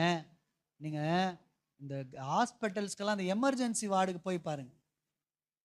எமர்ஜென்சி வார்டு போய் பாருங்க. நீங்க அந்த பிரசவிக்கிறாங்க பாருங்க, அந்த இடத்துக்கு போய் பாருங்க. ஒவ்வொரு குழந்தையும் எவ்வளவு குறைபாடுகளோடு பிறக்குது தெரியுமா? பிறக்கும் பொழுதே உயிரோடு இருக்குமான்றது நிச்சயம் கிடையாதுங்க. எத்தனை பேர் எத்தனை வியாதியில, சொல்ல முடியாத வியாதிங்க, அதாவது தாங்க முடியாத வியாதிங்க. எவ்வளோ பேர் ஹாஸ்பிட்டல் இன்னைக்கு கஷ்டப்பட்டுட்டு இருக்கிறாங்க தெரியுமா? இங்க பாருங்க. ஆனா உங்களை என்னையும் ஒரு வியாதி இல்லாம உயிரோட வச்சிருக்கிறாருன்னா நம்ம நன்றி கெட்டவங்களா இருந்துடக்கூடாது. இந்த தேவனுக்கு சாகிற வரைக்கும் நன்றி உள்ளவங்களா இருக்கணும். நீங்க நன்றி உள்ளவங்களா இருந்தீங்கன்னா தான், அவரை மறுதளிக்காம இருந்தீங்கன்னா தான், இருக்கிறதுக்காக ஸ்தோத்திரம் போட கத்துங்க. ஒரு முறை நானும் செக்கப் போயிட்டு வந்துட்டு இருக்கிறோம். செக்கப் போயிட்டு வந்துட்டு இருக்கும் பொழுது என் என்ஜின் சீஸ் ஆயிடுச்சு. ஆயில் இல்லாததுனால சீஸ் ஆயிடுச்சு. சீஸ் ஆயிடுச்சுன்னு என்ன அர்த்தம்னா அவ்வளோதான், என்ஜின் காலி. அதுக்கு செலவு பண்ணால் ஒரு 7-8 ஆயிரம். என்ஜின் சீஸ் ஆயிடுச்சு, அவ்வளோதான். வண்டி அதுக்கப்புறம் நகராது. ஆனால் எனக்கு மட்டும் என்ன கிருபைன்னா, வண்டியில் என்ஜின் ஆயில் காலி ஆயிடுச்சு, வண்டி நின்று போச்சு, பாதியில் நிற்குது. இன்னும் எவ்வளோ தூரம் போகணும்னு தெரியல, மெக்கானிக் ஷெட் எங்கே இருக்குன்னு தெரியல. நான் என்ன ஆயிடுச்சுனாக்கா, ஆண்டு எனக்கு முன்னாடியே சொல்லினே இருந்தேன், டே என்ஜின் ஆயில மாற்று, நின்று சொன்னே இருந்தேன். நான் தான் வேணும்னே, பார்த்துக்கலாண்டவரே, நீங்கள் தான் இருக்கிறீங்களே அப்படின்னு சொல்லி திமிரா ஓட்டினே அந்த நின்று போச்சு. இவ ப்ரெக்னெண்ட்டாக இருக்கிறா, செக்கப் போயிட்டு வந்துட்டு இருக்கிற நின்றுச்சு. இப்போ என்ன ஆயிடுச்சுன்னா, ரொம்ப தூரம் நடக்கிற மாதிரி இருக்கு, ரொம்ப தூரம் வரோம், மெக்கானிக் ஷெட்டே இல்லை. என்ன பண்ணுறதுனே ஒன்றுமே புரியல. கவனிங்க, நான் பாட்டுக்கு பெனாத்திட்டே வரேன். ஐயோ நின்று போயிடுச்சே, ஆண்டர் அப்பே சொன்னாரே நான் பாட்டுக்கு இவ்வளோ வேற நடக்க வச்சிட்டுமே. போகிற வரவங்களாம் திட்டினே போகிறோம், என்ன கர்ப்பிணி பொண்ணு நடக்க வச்சிட்டியப்பா அப்படின்னு திட்டுறாங்க. ஐயோ இது வேற ஒரு பக்கம். என்னால் பெனாத்தினே வரேன். பரிசுத்தாவே திடீர்னு என்னை நிறுத்தி, நீ ஏன் பெனாத்துற? உண்மையிலே என்ஜின் சீஸ் ஆயிருந்துச்சுன்னா, நான் என்ஜினியர் இல்லையா, நான் வாத்தியார் இல்லையா, அந்த பாடத்தை தான் நான் பிள்ளைங்களுக்கு சொல்லித்தரேன். ஆக்சுவலாக என்ஜின் சீஸ் ஆச்சுன்னா வண்டி நகராது, அதுதான் நேச்சர். ஆனால் ஏன் வண்டி நகருது? இவ்வளவு தூரம் தள்ளியில் வரத்துக்கு கர்த்தர் கிருபை செய்திருக்கிறார். இருக்கிறதுக்காக கர்த்தர் ஸ்தோத்திரம் பண்றா. என்ஜின் போயிருச்சுன்னா உன்னால் நகர்த்தியே இருக்க முடியாது, நடுக்காட்டில் எங்க விட்டுருப்ப வண்டியே அப்படின்னு சொன்னாரு பாருங்க. உடனே ஆமால உஷா, நம்ம கர்த்தரை ஸ்தோத்திரிக்கலாம் அப்படின்னு, ஆண்டவரே வண்டியை சீஸ் ஆகாம காப்பாத்துனீங்களே நன்றிய சொன்ன அடுத்த நொடி மெக்கானிக் ஷெட் இருக்குது. மெக்கானிக் ஷெட் நான் நினைச்சேன் எவ்வளோ செலவாக போகுது தெரியல. அவன் வெறும் 30 ரூபாய்க்கு பழைய ஆயில ஊற்றி நீ போகலாம், வண்டி நல்லா இருக்குது, நீ போய் புதிய ஆயில மாற்றிக்கணும், 30 ரூபாயில் முடிச்சிட்டோம் மேட்ரு. அதான் ஸ்தோத்திரத்துக்கு இருக்கிற மகிமை, அதான் நன்றிக்கு இருக்கிற மகிமை. பரலோகம் எதை பயங்கரமா பார்க்க தெரியுமா? நீங்க சொல்ற நன்றி. அல்லேலூயா. கவனிங்க அருமையானவர்களே, எசேக்கியான்னு ஒரு ராஜா இருந்தான். எல்லாத்தையுமே எடுத்து உங்களுக்கு காண்பிக்கணும்னு நினைச்சேன், ஆனா இப்பவே நேரம் கடந்து போயிட்டு இருக்கு. கவனிங்க, எசேக்கியான்னு ஒரு ராஜா இருந்தார். அவருக்கு ஆண்டவர் செய்த உபகாரங்கள் கொஞ்சம் நஞ்சு இல்லைங்க. எத்தனையோ எதிரிகள் வராங்க, ஆண்டவரே நின்னு எசேக்கியாவுக்காக யுத்தம் பண்ணினார். ஆமென். தூதர்களை அனுப்பி ஒரே ராத்திரியில 185,000 பேர் கதையை முடிக்கிறார். இப்படி ஏராளமான அற்புதம். ஒரு முறை வியாதிப்படும் பொழுது கர்த்தரை நோக்கி விண்ணப்பம் பண்றான். விண்ணப்பம் பண்ணும் பொழுது என்ன நடக்குது தெரியுமா? அவனுக்கு 15 ஆண்டுகளை கர்த்தர் கூட்டி கொடுத்தார் என்று பார்க்கிறோம். ஏராளமான நன்மைகளை எசேக்கியா பெற்றுக்கொண்டான். ஆமென். ஆனா அவனுடைய முடிவு சரியில்லைங்க. அவன் சந்ததிக்கு அவன் ஆசீர்வாதத்தை சேர்த்து வைக்கல. பாபிலோனுக்கு 70 வருஷம் இவங்க அடிமையா போறதுக்கான மிக முக்கிய காரணமே இந்த எசேக்கியா தான். என்ன பண்ண, நிறைய பேர் நிறைய காரணங்கள் இருக்கு, ஆனா இதுல இவனும் ஒருத்தன். ஆமென். என்ன பண்ணிட்டான் தெரியுமா? வசனம் சொல்லுகிறது, தேவன் செய்த உபகாரங்களுக்கு தக்கதாக அவன் நடக்காமல் மனமேட்டிமையா மாறிட்டான்னு சொல்லுது. இங்கிலீஷ்ல ரொம்ப அழகா இருக்கும், he did not thank Yahweh. இன்னொரு இடத்துல ஈஸ் இங்கிலீஷ்னு ஒரு டிரான்ஸ்லேஷன் இருக்கு, அதுல எசேக்கியா did not thank God அப்படின்னா அர்த்தம் அவன் தேங்க் பண்ணவே இல்லை.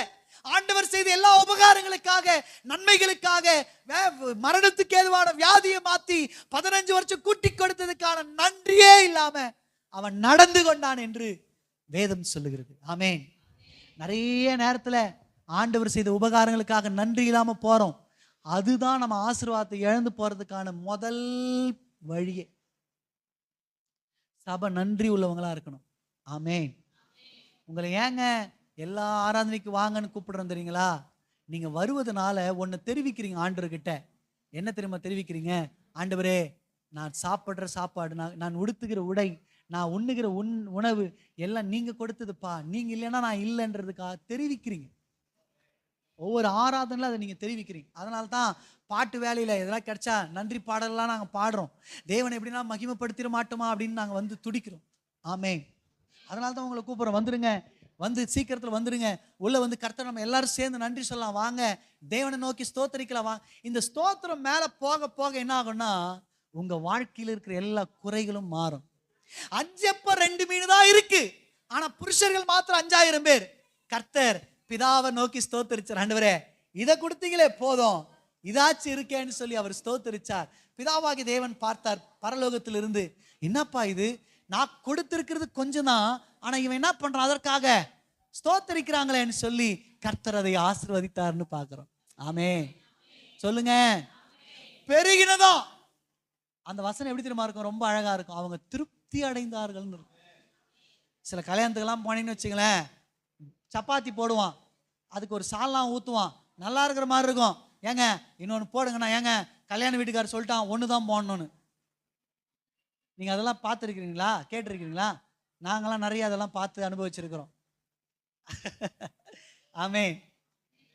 இது அப்படிப்பட்டது இல்லை. இது எப்படிப்பட்டதுன்னா, இது திருப்தி அடைந்தார்கள். அவங்க எப்படி என்ன பண்ணாங்களா?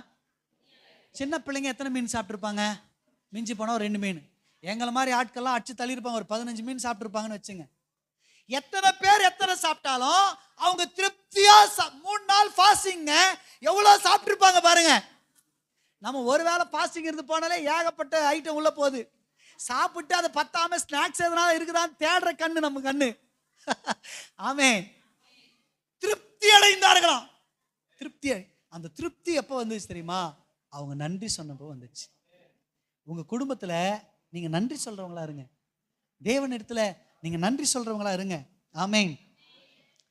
1 தெசலோனிக்கர் 5:18 சொல்லுகிறது, எல்லாவற்றிலேயும் ஸ்தோத்திரம், அதாவது எல்லா சூழ்நிலையிலும் நன்றி செலுத்துங்கள் அப்படின்னு வேற ஒரு மொழிபெயர்ப்பு. ஏன்னா அப்படி செய்வதே இயேசு கிறிஸ்துவுக்குள் உங்களை குறித்த தேவனுடைய சித்தமா இருக்கு. தேவனுடைய சித்தம் என்ன தெரியுமா? இங்க பாருங்க, தேவனுடைய சித்தம் நம்ம வாழ்க்கையில தேவனுடைய சித்தம் என்ன தெரியுமா?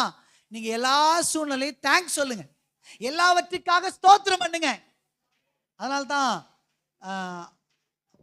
பரிசுத்தவான் எழுதுறாரு, மந்தையில மாடு இல்லாம போனாலும், தொழுவத்துல ஆடு இல்லாம போனாலும் நான் கர்த்தருக்குள்ள என்ன இருப்பேன் அப்படின்னா அர்த்தம், நான் தேங்க்ஸ் பண்ணிட்டே இருப்பேன். தாவீது சொல்றாரு, கர்த்தர் செய்த எல்லா உபகாரங்களுக்காக நான் எண்ணத்தை செலுத்துவேன், ரட்சிப்பின் பாத்திரத்தை எடுத்து அவரை துதிக்கிறத தவிர நான் என்ன சொல்லுவேன் அப்படின்ற. ஆமென். உங்ககிட்ட என்கிட்ட அவர் எதிர்பார்க்கறது என்ன தெரியுங்களா? காளை பலி அல்ல, அல்ல காட்டு, அதாவது என்ன சொல்றதுன்னா மிருக ஜீவன்கள் அல்ல, நம்ம உதடுகளிலிருந்து வருகிற ஸ்தோத்திர பலிகளை அவர் எதிர்பார்க்கிறார். ஆமென். எல்லாத்துக்கும் ஸ்தோத்திரம் பண்ண கத்துங்க. கொஞ்சமா நீங்க சம்பாதிக்கிறீங்களா, கொஞ்சம் அதுக்காக வச்சு ஸ்தோத்திரம் பண்ணுங்க, அது பெருக ஆரம்பிக்கும். மீதம் எடுப்பீங்க. இவங்க 5 அப்பம் 2 மீனை கர்த்தர் ஸ்தோத்திரம் பண்ணார், பரலோகத்தை ஆசீர்வதித்து திருப்தி அடைஞ்சாங்க, மீதம் எடுத்தார்கள் பார்க்கிறோம். ஆமென். இந்த மாசம் திருப்தியாகி மீதம் எடுப்பீங்க. திருப்தியாக்கி நடத்திடுவார், தேவைகளை சந்திப்பார், மீதம் எடுக்க வைப்பார், பிறருக்கு கொடுக்க வைப்பார், பாடி கொண்டாடு, கோடி நன்றி சொல்லு. நீங்க கோடி கோடி நன்றி சொல்லணும் அப்பாவுக்கு. ஆமென். சத்தமா அல்லேலூயா. ஆமென். கர்த்தர் நல்லவர். ஆமென். கவனிங்க, தாவீது ஒரு சாதாரண ஆடு மேய்க்கிறவன். அவன் அரசனா மாறுவதற்கான மிக மிக ஒரு சீக்ரெட் என்ன தெரியுமா? அவன் எல்லாவற்றுக்கும் நன்றி சொல்றவனா இருந்தான். ஆமென். இங்க பாருங்களேன், என்ன இப்போ இவன் சாதாரண ஆள் தான். முதல் ராஜா யாருன்னா சவுல். சவுலுக்கு வந்து யோனத்தான் ஒரு பையன் இருந்தான். இந்த யோனத்தான் தாவீதை உயிருக்கு உயிரா நேசிச்சு அப்பாவுக்கு பொறாம வந்துடுச்சு, சவுலுக்கு பொறாம வந்துச்சு. அதனால தாவீதை கொல்றதுக்கு இவர் தேடிட்டே இருக்கிறார் பாருங்க. ஆனா யோனத்தான் என்ன பண்றாருன்னா, ஐயோ என் சிநேகிதனாச்சே, ஐயோ என் நண்பனாச்சேன்னு சொல்லி சவுலின் கைக்கு சவுல் போடுற திட்டத்தை எல்லாம் தாவீது கிட்ட சொல்லி அவனை தப்பி வச்சுட்டே இருந்தான் பாருங்க. இங்க பாருங்க, இப்போ ஒரு யுத்தத்துல சவுல் யோனத்தான் எல்லாம் மறிச்சு போறாங்க. இப்போ தாவீதை கர்த்தர் ஆசீர்வதிச்சு உயர்த்திட்டாரு, ராஜாவாயிட்டான். ராஜாவாயிட்டோடனே அவன் என்ன பண்ணான்னா, அந்த நன்றி உணர்வோட நடந்து கொண்டான். அவன் கேட்கறான், எல்லாரும் தலைவர்கள்லாம் கூப்பிட்டு கேட்கறான், மந்திரிகளை கூப்பிட்டு கேட்கறான், ஏப்பா யோனத்தான் குடும்பத்துல யாருன்னா மீதி இருக்கிறாங்களா? யோனத்தானுக்கு நான் செய்ய வேண்டிய பிரதிபலன் எதனா இருக்கான்னு கேட்ட உடனே ஸ்ரீபான் ஒருத்தன் ஓடி வந்து சொல்றான், ஐயா யோனத்தானுடைய மகன் ஒருத்தன் இருக்கிறான், அவன் பேரு மேவி போசேத்து, அவன் இருக்கிறான், அவனுக்கு வந்து பாத்தீங்கன்னா 2 காலம் மடம் அப்படின்னு சொன்ன உடனே கூப்பிடுப்பா அவனை கூப்பிட்டு என்ன பண்றான்னா, நித்தமும் எப்படி யோனத்தான் சவுல் ராஜாவா இருக்கும் பொழுது தாவீதை தான் பந்தியில வச்சு அழகு பார்த்தாங்களோ, அதே போல இந்த மேவி போசேத்தை தாவீது தன் பந்தியில வைத்து அவனை அழகு பார்த்து அவனுக்கு செய்தான். நன்றி உள்ளவனா இருந்தாங்க தாவீது. அதனால தான் ஆடுகள் மேய்த்தவன் அரசனாமா. பல ரீசன் இருக்கு தாவீது உயர்றதுக்கு, ஆனா இது வந்து ரொம்ப முக்கியமான ரீசன். நன்றி சொல்றதுக்கு நீங்க பல கோடிகளை செலவு பண்ணணுமா? பேங்க்குக்கு போய் செக் எதனா எடுக்கணுமா? சலான் எதனா காட்டணுமா? கியூல நிக்கணுமா? சொல்லுங்க. 7 மலை தாண்டணுமா? 7 கடல் தாண்டணுமா? சொல்லுங்க. வாயை திறந்து நன்றின்னு சொன்னா போதும். எவ்வளவு சிம்பிள் பாத்தீங்களா? நீங்க ஆசீர்வதிக்கப்படுறதுக்கு இந்த மாசம் சிம்பிளான சீக்ரெட்டை கர்த்தர் சொல்லி கொடுத்துட்டு இருக்கிறார். ஆமென். நீங்க ஆசீர்வதிக்கப்படுறது உறுதி, நீங்க ஆசீர்வதிக்கப்படுறது நிச்சயம். ஆமென். Praise Lord. முதல் சொல்லிடுங்க, என்ன பண்ணணுங்க? ரெண்டாவது நான் சொல்லுவேன், தசம பாகங்களை கொடுக்கிறவர்கள் ஆசீர்வாதங்களை பெற்றுக் கொள்ளுவார்கள். நாங்க ஆண்டவர் கொடுக்காம இல்லையே. நான் சொல்லிட்டேங்களா, உண்மையிலேயே என் சபையை நினைச்சு நான் ரொம்ப சந்தோஷப்படுவேன். ஏன் தெரியுமா? இங்க கொடுக்கிறவர்களுக்கு குறை இல்லை. என்ன உங்களை தாங்க சொல்றேன். நம்ம சபை எப்படி இருந்துச்சுன்னு உங்களுக்கு தெரியும். இப்ப சபை எப்படி வளர்ந்துருக்குன்னு உங்களுக்கு தெரியும். நம்ம சபையில பாய் கூட இல்லாம இருந்த சூழ்நிலையெல்லாம் இருக்கு, நீங்க தான் கொடுத்தீங்க. இதெல்லாம் மாறினது, இந்த ஸ்பீக்கர் வாங்கினது, இப்ப இருக்கிற காரியங்கள், நம்ம சபை ஆஸ்வதிக்கப்படுறதுக்கு காம்பவுண்ட் போட்டது எல்லாமே சபை கொடுக்காம ஒன்னுத்தையுமே செய்யல. கர்த்தர் உங்க கரங்களை கொடுக்க வச்சிருக்கிறா, நீங்க செய்திருக்கிறீங்க. நீங்க கொடுக்காம நீங்க அவ்வளோ நல்லவர்கள். ஆனா ஒண்ணு, இந்த தசமபாகன்ற ஒரு விஷயத்துல தான் கொஞ்சம் ஏதோ பண்றீங்க. நான் வசனத்துக்கு வழியாவே வந்துடுறேன். தசமபாகம் கொடுக்கலாமா கொடுக்க கூடாதா? இல்ல நீங்க சொல்லிடுறீங்க. சில ஊழியக்காரங்களே என்ன பண்றாங்கன்னா, இது குறித்து வாதம் பண்றாங்க, இது குறித்து நிறைய காரியங்களை சொல்றாங்க. சரி, நம்ம சபைக்கும் ஒரு டவுட் இருக்கும். ஏன்னா நீங்க நிறைய ஆன்லைன்ல நிறைய பேர் மெசேஜ் எல்லாம் கேட்குறீங்க, தசமபாகம் கொடுக்கலாமா வேணாவா?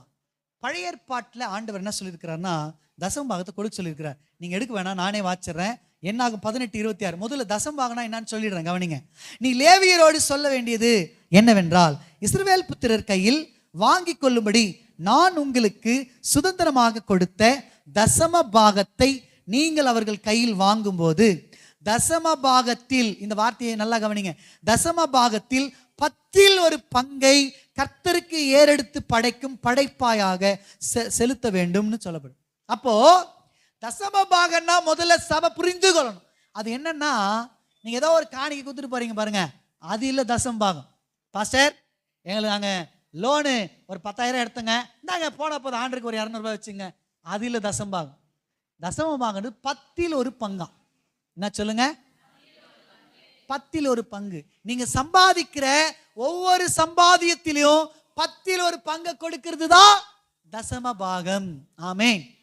நீங்க டெய்லி லேபர்ஸா இருக்கலாம், டெய்லி உங்களுக்கு 100 ரூபாய் வருமானம்னு வச்சுங்களேன், தினந்தோறும் நீங்க 10 ரூபாய் எடுத்து வைக்கணும்.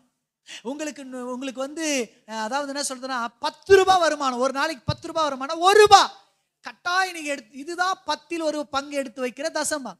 நீங்க வாரம் முழுக்க எவ்வளவோ சம்பாதிப்பீங்க, கணக்கே வழக்கு இல்லாம சம்பாதிச்சிருப்பீங்க. போனா போதுன்னு ஆண்டவர் கொஞ்சம் எடுத்துன்னு தனி, அது இல்லை தசம் பாகம். ஒவ்வொரு நாள் நீங்க கால்குலேட் பண்ணி கொடுக்கணும். 10ல் 1 பங்கு கொடுக்கறது தான் தசம் பாகம். நிறைய பேர் என் மேல கோவம் வரும். கோவம் வந்தாலும் பரவாயில்ல, நீங்க நல்லா இருக்கணும்னா இதை நீங்க தெரிஞ்சுக்கினே ஆகணும். ஆமேன். இல்ல சொல்றேன், ஒரு பேச்சுக்கு சொல்றேன். பிரச்சனையே இல்லை. வருமானமே இல்லாதவங்கள கேட்குறீங்களா? பிரச்சனையே இல்லை. ஆனா நான் உங்களுக்கு ஒன்று சொல்றேன் பாருங்க, உங்களுக்கு வருமானமே இல்லையா? இங்க பாருங்க, வருமானமே இல்லையா? நீங்க உங்க ஊர்ல இருந்து யாரா ஒருத்தர் வருவாங்க, உங்களுக்கு கை செலவுக்காக யாரா கொடுப்பாங்க, அதில் எடுங்க தசம்பாகம். அதே மாதிரி உங்களுக்கு சொல்ற பாருங்க, ரேஷன்ல இருந்து நீங்க வாங்குறீங்கல்ல சில காரியங்கள், அதில் எடுங்க தசம்பாகம். ஆமேன். உங்க மிருக ஜீவன்கள் இருந்து எடுங்க தசம்பாகத்தை. நீங்க தசம்பாகத்தை கொடுத்து பாருங்களேன். ஆக்சுவலா வருமானம் இல்லாதவங்க கொடுக்க வேண்டியது இல்லை, அதே மாதிரி ஞானஸ்தானம் எடுக்காதவங்க கொடுக்க வேண்டியது இல்லை. ஆனா உங்களுக்கு நான் சொல்றேன், நீங்க கொடுத்து பாருங்க. கொடுக்கிறதுல இருக்கிற அந்த, ஏன்னா வசனம் சொல்லுது கொடுங்கள் அப்பொழுது உங்களுக்கு. அதை சொல்லிட்டு ஆவியானவர் அப்படியே விடல. அவர் எப்படி கொடுப்பாராம்? உங்க யார் மடியில போடுவாராம்? நீங்க கொடுக்கறதால உங்க மடியில போடுவார். பக்கத்து வீட்டுக்கு போயிடாது. கரெக்டா உங்க மடியில அளந்து குலுக்கி அமுக்கி போடுற போஸ்ட் மாஸ்டர். ஆமென். கரெக்டா கொடுப்பார். அல்லேலூயா. சரி, முதல்ல 10ல் 1 பங்கு. 2 நாளாகமம் 31:5 சொல்லுகிறது, இந்த வார்த்தை பிரசித்தமான போது இஸ்ரவேல் புத்திரர் தானியத்திலும் தேனிலும் நிலத்தின் எல்லா வரத்திலும், இங்க பாருங்க, யாரும் எழுந்து போவாதீங்க, முக்கியமான வார்த்தை. சரி சும்மா சொன்னேன். இங்க பாருங்கக்கா, அவங்களுக்கு வருகிற எல்லா வருமானத்திலும் முதற் பலனை கொடுக்கணும். என்ன கொடுக்கணும்? சில நேரத்தில் நாங்கள் காணிக்க என்னும் போது எண்ணுவோம், ஒட்டி இருக்கிற நோட்டெல்லாம் போட்டிருப்பீங்க. உங்களை சொல்லிங்க, உங்களை சொல்ற மாதிரி இருந்துச்சுன்னா உங்களை தான் சொல்றேன்னு வச்சுங்க. என்ன பண்ணக்கூடாதுங்க பிரதர்? ரேஷன் கடைக்கு போனால் மாற்ற மாட்டேன்றான், மளிகை கடைக்கு போனால் மாற்ற மாட்டேன்றான், இயேசு தான் மாற்றி தருவார்னு நாங்கள் கேள்விப்பட்டோம் அப்படின்னு இங்கே போட்டுருக்கூடாது. முதற் பலனை கொடுக்கணும். புது நோட்டாக கொடுக்கணும். சொல்றது புரியுதுங்களா? முதற் பலன். முதல்ல சொல்லுங்க, 10ல் 1 பங்கு சொல்லுங்க. முதற் பலன் கொடுக்கணும். அதான் என்னதுங்க? தசம பாகம். நெகேமியா 10:37 அவர் சொல்றாரு, நாங்கள் எங்கள் எல்லா பிரயாசத்தின் அந்த இதுலையும் முதற் பலனை நாங்கள் என்ன பண்றோம், எங்கள் தேவனுக்காக என்ன பண்றோம், அவங்களுடைய எல்லா வருமானத்தும் முதற் பலனை கொடுக்கணும். அந்த முதற் பலன் தான் தசம்பாகம். ஆமேன். சரி, எனக்கு கவனிங்க, மல்கியா 3:8 நான் உங்களுக்கு வசனத்தை காண்பிக்கிறேன். மனுஷன் தேவனை வஞ்சிக்கலாமா? நீங்களோ என்னை வஞ்சிக்கிறீர்கள். ஆண்டவர் சொல்றாரு சபையை பார்த்து, நீங்க என்ன வஞ்சிக்கிறீங்கன்றார்.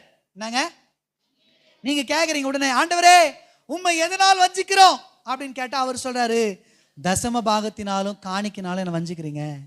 என் ஆலயத்தில் ஆகாரம் உண்டாயிருக்கும்படி தசம பாகங்களை எல்லாம் பண்டக சாலையிலே கொண்டு வாருங்கள், அப்பொழுது நான் வானத்தின் பலகணிகளை திறந்து இடம் கொள்ளாமல் போக மட்டும் உங்களை ஆசீர்வதிப்பேன். அதாவது ஆசீர்வாதத்தை வர்ஷிக்க மாட்டேன்னு என்ன சொன்னா பண்ணுங்க, சோதிச்சு பாருங்கன்றார். என்ன டெஸ்ட் பண்ணுங்க. நீ உன் தசம பாகத்தை சரியா கொண்டு வந்து கொடுத்து, முதற் பலனை கொண்டு வந்து சரியா கொடுத்து, நான் உன்னை பிளஸ் பண்றேனா இல்லையான்னு சோதிச்சு பாருன்றார். ஆமேன். நிறைய நேரத்தில் நம்ம வருமானம் ஆசீர்வதிக்கப்படாமல் இருக்கிறதுக்கான காரணம் தசம பாகம் முதற் பலன் வராமல் இருக்கிறது தான். ஆமேன். நீங்க என்ன பண்றீங்களா? தசமபாகம் கொடுக்காதனால வஞ்சிக்கிறீங்களா? ஏன் இதை உங்களுக்கு சொல்றேன் தெரியுங்களா? நீங்க கொடுக்குறீங்க நிறைய பேர், இல்லைன்னு சொல்ல. ஒன்று, இது கொடுக்காத இருக்கிறவங்களுக்கு. ரெண்டாவது, நான் சொல்லட்டும், இது உங்க சந்ததிக்கு, உங்க பிள்ளைகளுக்கு நீங்க சொல்லி கொடுத்து வளர்க்கணும். தசம பாகங்களை நீங்க கொடுக்கணுன்றத. ஆமேன். உங்க பிள்ளைகளுக்கு முன்னாடி நீங்க எழுதணும், உங்க வருமானம் எவ்வளோ அப்படின்னு சொல்லணும். அதில் நான் இவ்வளோ தசம்பாகம் எடுக்கணும்னு உங்க பிள்ளைங்களுக்கு சொல்லணும். நான் பாரு இதை கவரில் எழுதி போடுறேன்றத உங்க பிள்ளைங்களுக்கு சொல்லி சொல்லி போடணும் காணிக்க. இல்லையா உங்க பிள்ளைங்க கையில் கொடுத்தே நீங்க என்ன பண்ணணும், தசம்பாகத்தை உள்ள போட சொல்லணும். நீங்க அப்படி பழகுனீங்கன்னா தான் பின் நாட்கள் அவன் கொடுக்குறவனா மாறுவான். அல்லேலூயா. சரி கவனிங்க, இப்போ தசம்பாகம் கொடுக்கலாமா வேணாவா? இயேசு கிறிஸ்து என்ன சொல்றாரு? பழைய ஏற்பாட்டில் கொடுக்கணுன்றது நீதி. ஆமேன். ஏன்னா ஆண்டரே மல்கியால நாலாகமத்தில் நிறைய சொல்லிட்டாரு, நீங்க தசமபாகம் கொடுக்கணும், கேட்டு வாங்கப்பா அப்படின்லாம் சொல்லியிருக்கிறார். ஆனா புதிய ஏற்பாடு என்ன சொல்லுகிறது? சிலர் சொல்றாங்க புதிய ஏற்பாட்டு காலத்தில் நம்ம கொடுக்க தேவையில்லைன்றோம் சொல்றாங்க. ஆனா வேதம் என்ன சொல்லுது? நான் உங்களுக்கு காட்ட விரும்புறேன். மத்தேயு 23:23 பார்த்தீங்கன்னா, மாயக்காரரே, வேத பாரகரே, பரிசேயரே, உங்களுக்கு ஐயோ, நீங்கள் ஒர்தாமிலும் வெந்தயத்திலும் சீரகத்திலும் தசமபாகம் செலுத்தி நியாயப்பிரமாணத்தில் கற்பித்திருக்கிற விசேஷித்தவர்களாகிய நீதியையும் இரக்கத்தையும் விசுவாசத்தையும் விட்டு விடுறீங்க. அவர் என்ன சொல்றாருன்னா, பரிசேயரே, சதிசேயரே, நீங்க எல்லாம் தசமபாகம்லாம் கொடுக்குறீங்க எல்லாத்துலயும், ஆனா என்ன பண்றீங்கன்னா நீதி, நியாயம், அந்த தர்மம் அதெல்லாம் விட்டுறீங்கப்பா அப்படின்னு சொல்லிட்டு அவர் ஒன்று சொல்றார். நான் அந்த வசனத்துடைய முடிவு காட்டுறேன். இவைகளையும் செய்ய வேண்டும் அப்படின்றார். எவைகளையும்? நீங்க தசமபாகம் கொடுக்குறீங்கல்ல, அதையும் செய்யணும். அதோடு கூட நீதி நியாயத்தை நீங்க என்ன பண்ணணும்? கடைப்பிடிக்கணுன்றார். அப்படின்னா இயேசு கிறிஸ்துவே என்ன சொல்றாருன்னா, தசமபாகங்களை நீங்க என்ன பண்ணணும்? கொடுக்கணுன்றார். அதே போல ஒரு முறை இவனுங்க இயேசு கிறிஸ்து சோதிக்கும்படி வராங்க. வந்து ராயனுக்கு வரி கொடுக்கலாமான்னு கேட்கும் பொழுது ஆண்டவர் ஒரு பணத்தை கொடுப்பான்னு வாங்கி, இதில் இருக்கிற எழுத்தும் இதில் இருக்கிற சொருபம் யாருடையது அப்படின்னு கேட்கிறார். அவங்க சொல்றாங்க இது ராயனுடையது. ஆண்டவர் சொல்ற, ராயனுடையதை ராயனுக்கும் தேவனுடையதை தேவனுக்கும் கொடுங்கன்றார். அப்போ சபை தசமபாகம் கொடுக்கணுமா வேணாவான்னு கேட்டீங்கன்னா கட்டாயம் கொடுக்கணும். ஒரே ஒரு நபரை பைபிளை காட்டி முடிக்க விரும்புகிறேன். இதுக்கு அடுத்து நான் போக விரும்புகிறேன். யாருன்னா, மார்க் 12ஆம் அதிகாரத்தை நீங்கள் எடுத்துக்கொண்டீங்கன்னா 41, 42, 43, 44 வாசிங்கன்னா அங்கே ஒரு ஏழை விதவை பற்றி எழுதப்பட்டிருக்கு. என்ன பாருங்க, ஒரே ஒரு வசந்த மாற்றம் நான் வாசிக்கிறேன். அவர்கள் எல்லாரும் தங்கள் பரிபூரணத்திலிருந்து எடுத்து போட்டார்கள், இவளோ தன் வறுமையிலிருந்து தன் ஜீவனுக்கு உண்டாயிருந்த எல்லாம் போட்டு விட்டாள் என்றார். ஆமென். ஒரு இயேசு கிறிஸ்து ஒரு முறை சர்ச்சுக்கு வரும்போது காணிக்கை பெட்டிக்கிட்டு உட்கார்றார். ஒருத்தன் பல கோடியை போடுறான். சீஷர்கள் திரும்பி பார்த்து சொல்றாங்க, ஆண்டவரே பாருங்க ஆண்டவர் எவ்வளவு காணிக்கை போட்டான், இவன் தானே ஃபர்ஸ்ட் மார்க் அப்படின்னா, இல்லப்பா அவன் 10வது மார்க். இது 10 கோடி போட்டா 10வது மார்க்கா? சரி ஆண்டவரே, அடுத்து ஒருத்த லட்சக்கணக்கில் கோடிக்கணக்கில் போட்டுட்டே இருக்கிறான். ஆண்டவர் சொல்ல, இவன் 9வது மார்க்கு, இவன் வந்து 8வது ரேங்கு, இவன் 5வது ரேங்கு, இப்படி சொல்லிட்டே இருக்கும்போது ஒரு ஏழை விதமா வந்து 2 பணம் போடுது, டொக்குன்னு போடுது. சீஷர்களா ஒரு மாதிரி மூஞ்சி சுழிச்சு, ஆண்டவரே இந்த அம்மா பாவம், இதுதானே லாஸ்ட் ரேங்கு, இல்ல ஃபெயிலா அப்படின்னு கேட்டா அவர் சொல்றாரு, ஏய் இந்த அம்மா தான்டா ஃபர்ஸ்ட் ரேங்கு. ஒரு கை தட்ட மாட்டேன்றீங்களே, இந்த அம்மா தான் என்னது? ஒண்ணுமே புரியல உங்களுக்கு. என்ன ஆண்டவரே சொல்ற? அப்ப ஆண்டவர் சொல்றாரு, எல்லாரும் போட்டாங்க இல்லைன்னு சொல்ல, ஆனா அவங்க எல்லாம் தங்கள் வருமானத்திலிருந்து தங்க பூரணத்திலிருந்து போட்டார்கள். ஆனா இவளோ தன் ஜீவனுக்கு உண்டா இருக்கிறதிலிருந்து போட்டான்ற. அப்படின்னா என்னன்னு சொல்லிட்டீங்களா? உங்களுக்கு புரியுற மாதிரி நிறைய அர்த்தங்கள் இருக்கு. ஆனா எனக்கு காலையில ஆண்டவர் காண்பித்து, நைட்டு காண்பித்து கொடுத்த வெளிச்சம் என்ன தெரியுங்களா? இங்க பாருங்க, எல்லாருக்குமே ஒரே விதமான சம்பளம் கிடையாது. ஆமா தானே? எல்லாருக்குமே ஒரே விதமான சம்பளம் கிடையாது. சிலர் லட்சக்கணக்கில் சம்பாதிப்பாங்க. அவங்களுக்கு வந்து 10,000 போடுறது தசமபாகம் அவங்களுக்கு ஒரு பெரிய விஷயம் கிடையாது. ஆமா தானுங்க? 1,00,000 ரூபாய் சம்பளம் வாங்குறாங்கன்னா 10,000 தசமபாகத்தை கொடுக்கணும். 1,00,000த்தை 10,000 எடுக்கிறதுன்றது பெரிய விஷயம் கிடையாது. அதே போல பல 50,000, 30,000 அவங்களுக்கெல்லாம் வந்து ஒரு 5,000, 4,000 அப்படி வந்து தசமபாகம் போறது பிரச்சனை கிடையாது. எல்லாரும் வந்து போட்டார்கள். எப்படி போட்டாங்கன்னா, அவங்க எல்லாம் லட்சக்கணக்கில் சம்பாதிக்கிறாங்க, அதுல இருந்து எடுத்து தசமபாகம் போடுறாங்க. அது அவங்களுக்கு ஒரு பெரிய பிரச்சனையா இல்லை. ஆனா சிலருடைய சம்பளம் கொஞ்சமா இருக்கும். சிலருடைய சம்பளம் சொல்லுங்க, 10,000 ரூபாய் தான் சம்பாதிப்போம். அந்த 10,000 ரூபாய்க்கே 10 வேலைங்க இருக்கும். வாடகை கட்டணும், மளிகை சாமான் வாங்கணும், அவங்களுக்குன்னு பார்த்து கேஸ் கரெக்ட் தேங்க்ஸ்க்கா, கேஸ் வாங்கணும், கொஞ்சம் எடுத்து விடுங்க, லோனுக்குன்னு கட்டணும், எவ்வளோ இருக்கும் பாருங்க. எங்களை மாதிரி 3 பிள்ளைங்களை வேற பெற்றுட்டு இருப்பாங்க. அந்த பிள்ளைங்களுக்கு வேற எதனா பார்த்து எதனா ஒன்று செய்யணும். வாங்குற 10,000 சம்பளம் கரெக்டாக சொன்னீங்க, எப்படி காலியாயிடும்? அப்படியே காலியாயிடும். அப்போ இந்த 10,000த்துல 1,000 ரூபாய் தசமபாகம் எடுக்கணுன்றது பெரிய விஷயம். சொல்லுங்க. ஏன்னா அந்த 1,000 ரூபாய் பெரிய அமௌண்ட். 10,000 ரூபாய் சம்பாதிக்கிறவனுக்கு அந்த 1,000 ரூபாய் இருந்துச்சுன்னா கண்டிப்பா ஒரு கேஸ் புக் பண்ணலாம். அந்த 1,000 ரூபாய் இருந்துச்சுன்னா கண்டிப்பா மளிகைக்கு அவனுக்கு உதவி செய்யும். அந்த 1,000 ரூபாய் இருந்துச்சுன்னா அவனால வாடகையில கூட்டி கட்ட முடியும். ஆமா தானுங்க? அவனுக்கு அந்த 1,000 ரூபாய் பெருசுங்க. ஆனா அவன் அது அந்த அந்த 1000ன்றது அவன் ஜீவனுக்கு உண்டானது. அந்த 10,000 ரூபாவே ஆக்சுவலா இப்ப இருக்கிற விலைவாசிக்கு பத்தாது அவனுக்கு. ஆனா அவன் அதெல்லாம் பார்க்காம தன் ஜீவனுக்கு உண்டானதையும் எடுத்து இது என் ஆண்டவருக்குன்னு கொடுக்குறான் பாருங்க. அதை தான் கர்த்தர் பார்த்து அவனுக்கு ஃபர்ஸ்ட் ரேங்க் கொடுக்கிறார். ஆமென்.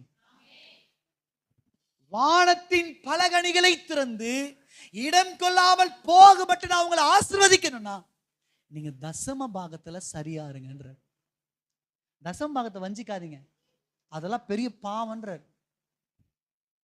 ஆமென். உங்க சம்பளம் எவ்வளோ பிரதர்? பிஎஃப் 1000 ரூபாய் பிடிக்கிறாங்க பிரதர், பிடிச்சி 9,000 தான் வருது பிரதர். ஆக்சுவலா 10,000 தானே உங்க சம்பளம், 10,000க்கு போடணும். 1000 ரூபாய் பிஎஃப் பிடிக்கிறாங்கல்ல, அது சேவிங்ஸா இல்ல இதுவா? உங்க அக்கௌண்ட்ல தானே சேவ் ஆயிட்டு இருக்கு. அப்ப அதுக்கு சேர்த்து போடுங்க தசம பாகத்தை. உங்களுக்கு வருகிற ஒவ்வொரு வருமானத்திலையும் நீங்க சரியா தசம பாகத்தை மட்டும் கொடுத்து பாருங்க. முதல்ல சபை வளர்ந்துரும். சபை பயங்கரமா கடகடன்னு வளர்ந்துரும்.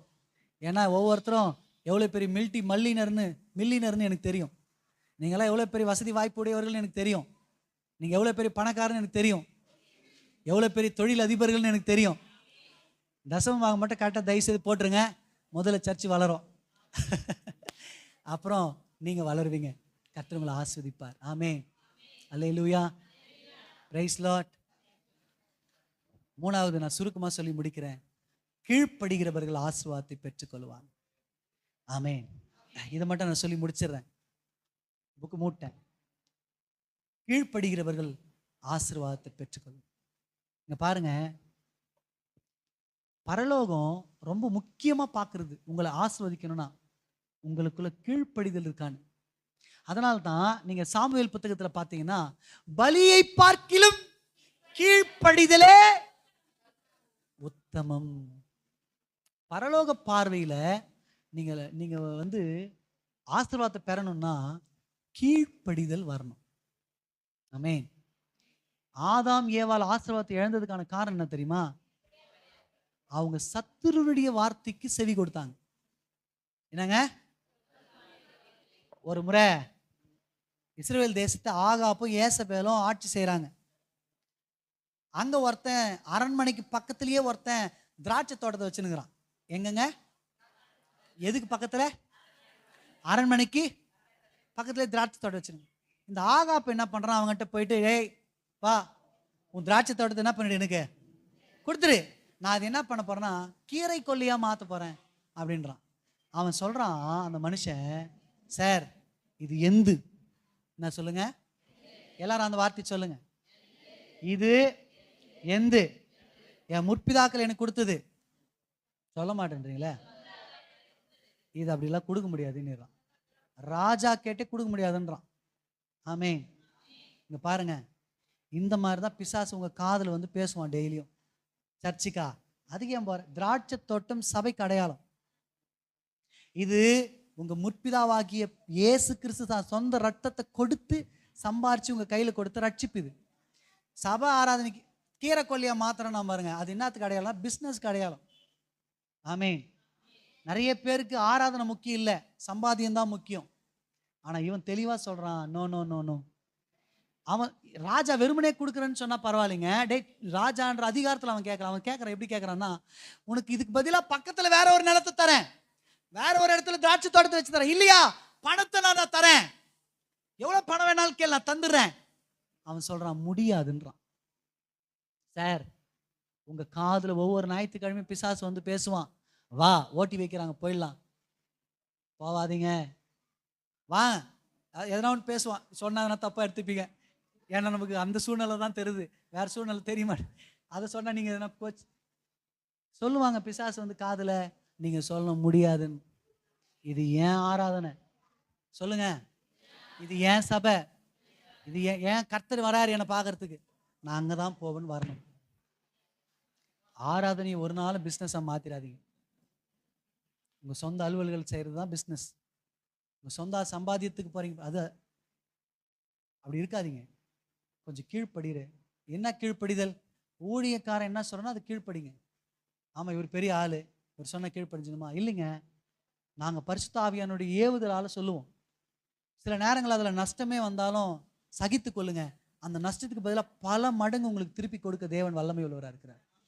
நீங்களும் நானும் ஆராதிக்கிற ஆண்டவர் உங்களை அப்படியே விட்டுட்டு போகிற ஒரு ஆண்டவர் இல்லை. அப்படிப்பட்ட ஒரு வல்லமை இல்லாத ஆண்டவர் நம்ம ஆராதிக்கல. உங்களை என்னை உயர்த்தி ஆசீர்வதிக்கிற ஒரு ஆண்டவர் ஆராதிச்சுட்டு இருக்கிறோம். ஆமென். உங்களுக்குள்ள சின்ன சின்ன கீழ்ப்படிதல் வரணும். இயேசு கிறிஸ்து உயர்த்தப்பட்டதுக்கான காரணம் அவர் மரண பரியந்தம் தன்னை தாழ்த்தினார் என்று வேதம் சொல்லுகிறது. ஆமென். அல்லேலூயா. உங்களை நீங்க தாழ்த்தணும்.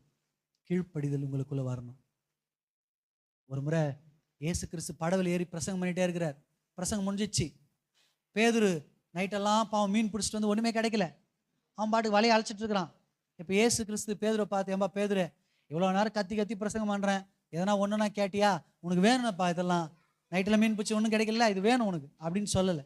சொல்கிறார் ஆண்டவர், ஏப்பா மீன் கிடைக்கல நைட்டெல்லாம், சரி வா ஆழத்தில் வலை போடுவா, நம்ம போல வா அப்படின்னு.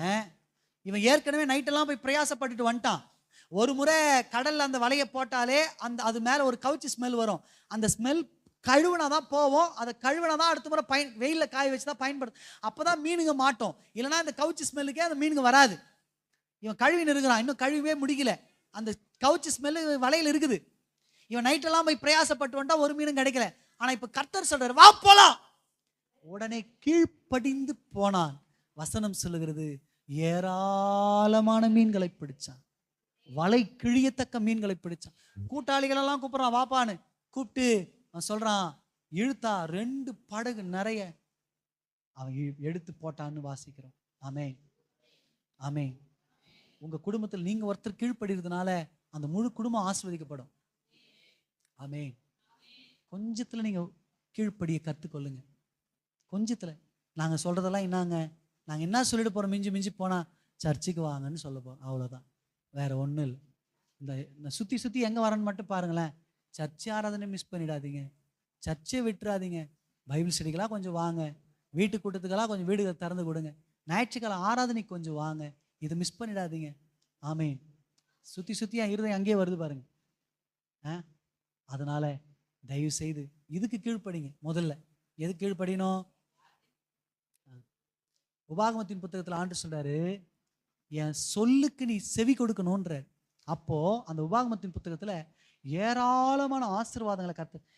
கீழ்ப்படுகிறவன் இந்த ஆசீர்வாதத்தெல்லாம் பெற்றுக்கொள்வான், செவி கொடாதவன் அப்படின்னு சொல்லி ஒரு மிகப்பெரிய சாப லிஸ்டே எழுதப்பட்டிருக்கு. கீழ்ப்படுகிறவங்க தான் ஆசீர்வதிக்கப்படுவாங்க. ஆமென், அல்லேலூயா. அப்ப இந்த நாள் முதற்கொண்டு நம்ம என்ன பண்ணணும்னா, இந்த காரியத்தை நம்ம ஆண்டோட சமூகத்தில் ஒப்பு கொடுத்து எதுலனா கீழ்ப்படியாம இருக்கிறோமா பார்த்து கீழ்ப்படி. சத்துருடைய சத்தத்துக்கு நம்ம செவி கொடுக்க கூடாது. ஆமென். முழங்கால் படிடலாமா? முழங்கால் படிடலாமா? ஹல்லேலூயா. நன்றியப்பா, நன்றியப்பா. எல்லாம் முழங்கால் படிட்டு ஆண்டு கற்றுக் கொடுத்த பாடத்துக்காக எல்லாம் நன்றி சொல்லி, எண்ணி முடியாத அதிசயங்கள் என் வாழ்வில் செய்பவரே, எண்ணி முடியாத அற்புதங்கள் என் வாழ்வில் செய்பவரே, எண்ணி முடியாத. பாட்டு பாடும் பொழுது அப்படியே திருவிருந்துக்கு நீங்க ஆயத்தப்படும்படி, உங்களை அப்படியே தாழ்த்தி ஒப்பு கொடுக்கும்படி. தேவையில்லாம எதுவும் பேசாதீங்க, பிரசனத்தை விட்டுறாதீங்க. தேவ பிரசனம் நம்மை சூழ்ந்திருக்கிறது. உங்க நினைப்புகளை, உங்க சிந்தனைகளை ஒருமுகப்படுத்துங்க. திருவிருந்துக்கு ஆயத்தப்படுங்க. உங்க இருதயங்களை சுத்திகரிங்க. ஜெப நிலையில அப்படியே காணப்படுங்க. எல்லாம் ஜெபிக்கலாம். அப்படியே பாடி அப்படியே ஜெபம் பண்ணலாமா? ஸ்தோத்திரம், ஸ்தோத்திரம். கோடி கோடி நன்றி சொன்னாலும் உமக்கது ஈடாகுமோ? கோடி கோடி நன்றி சொன்னாலும்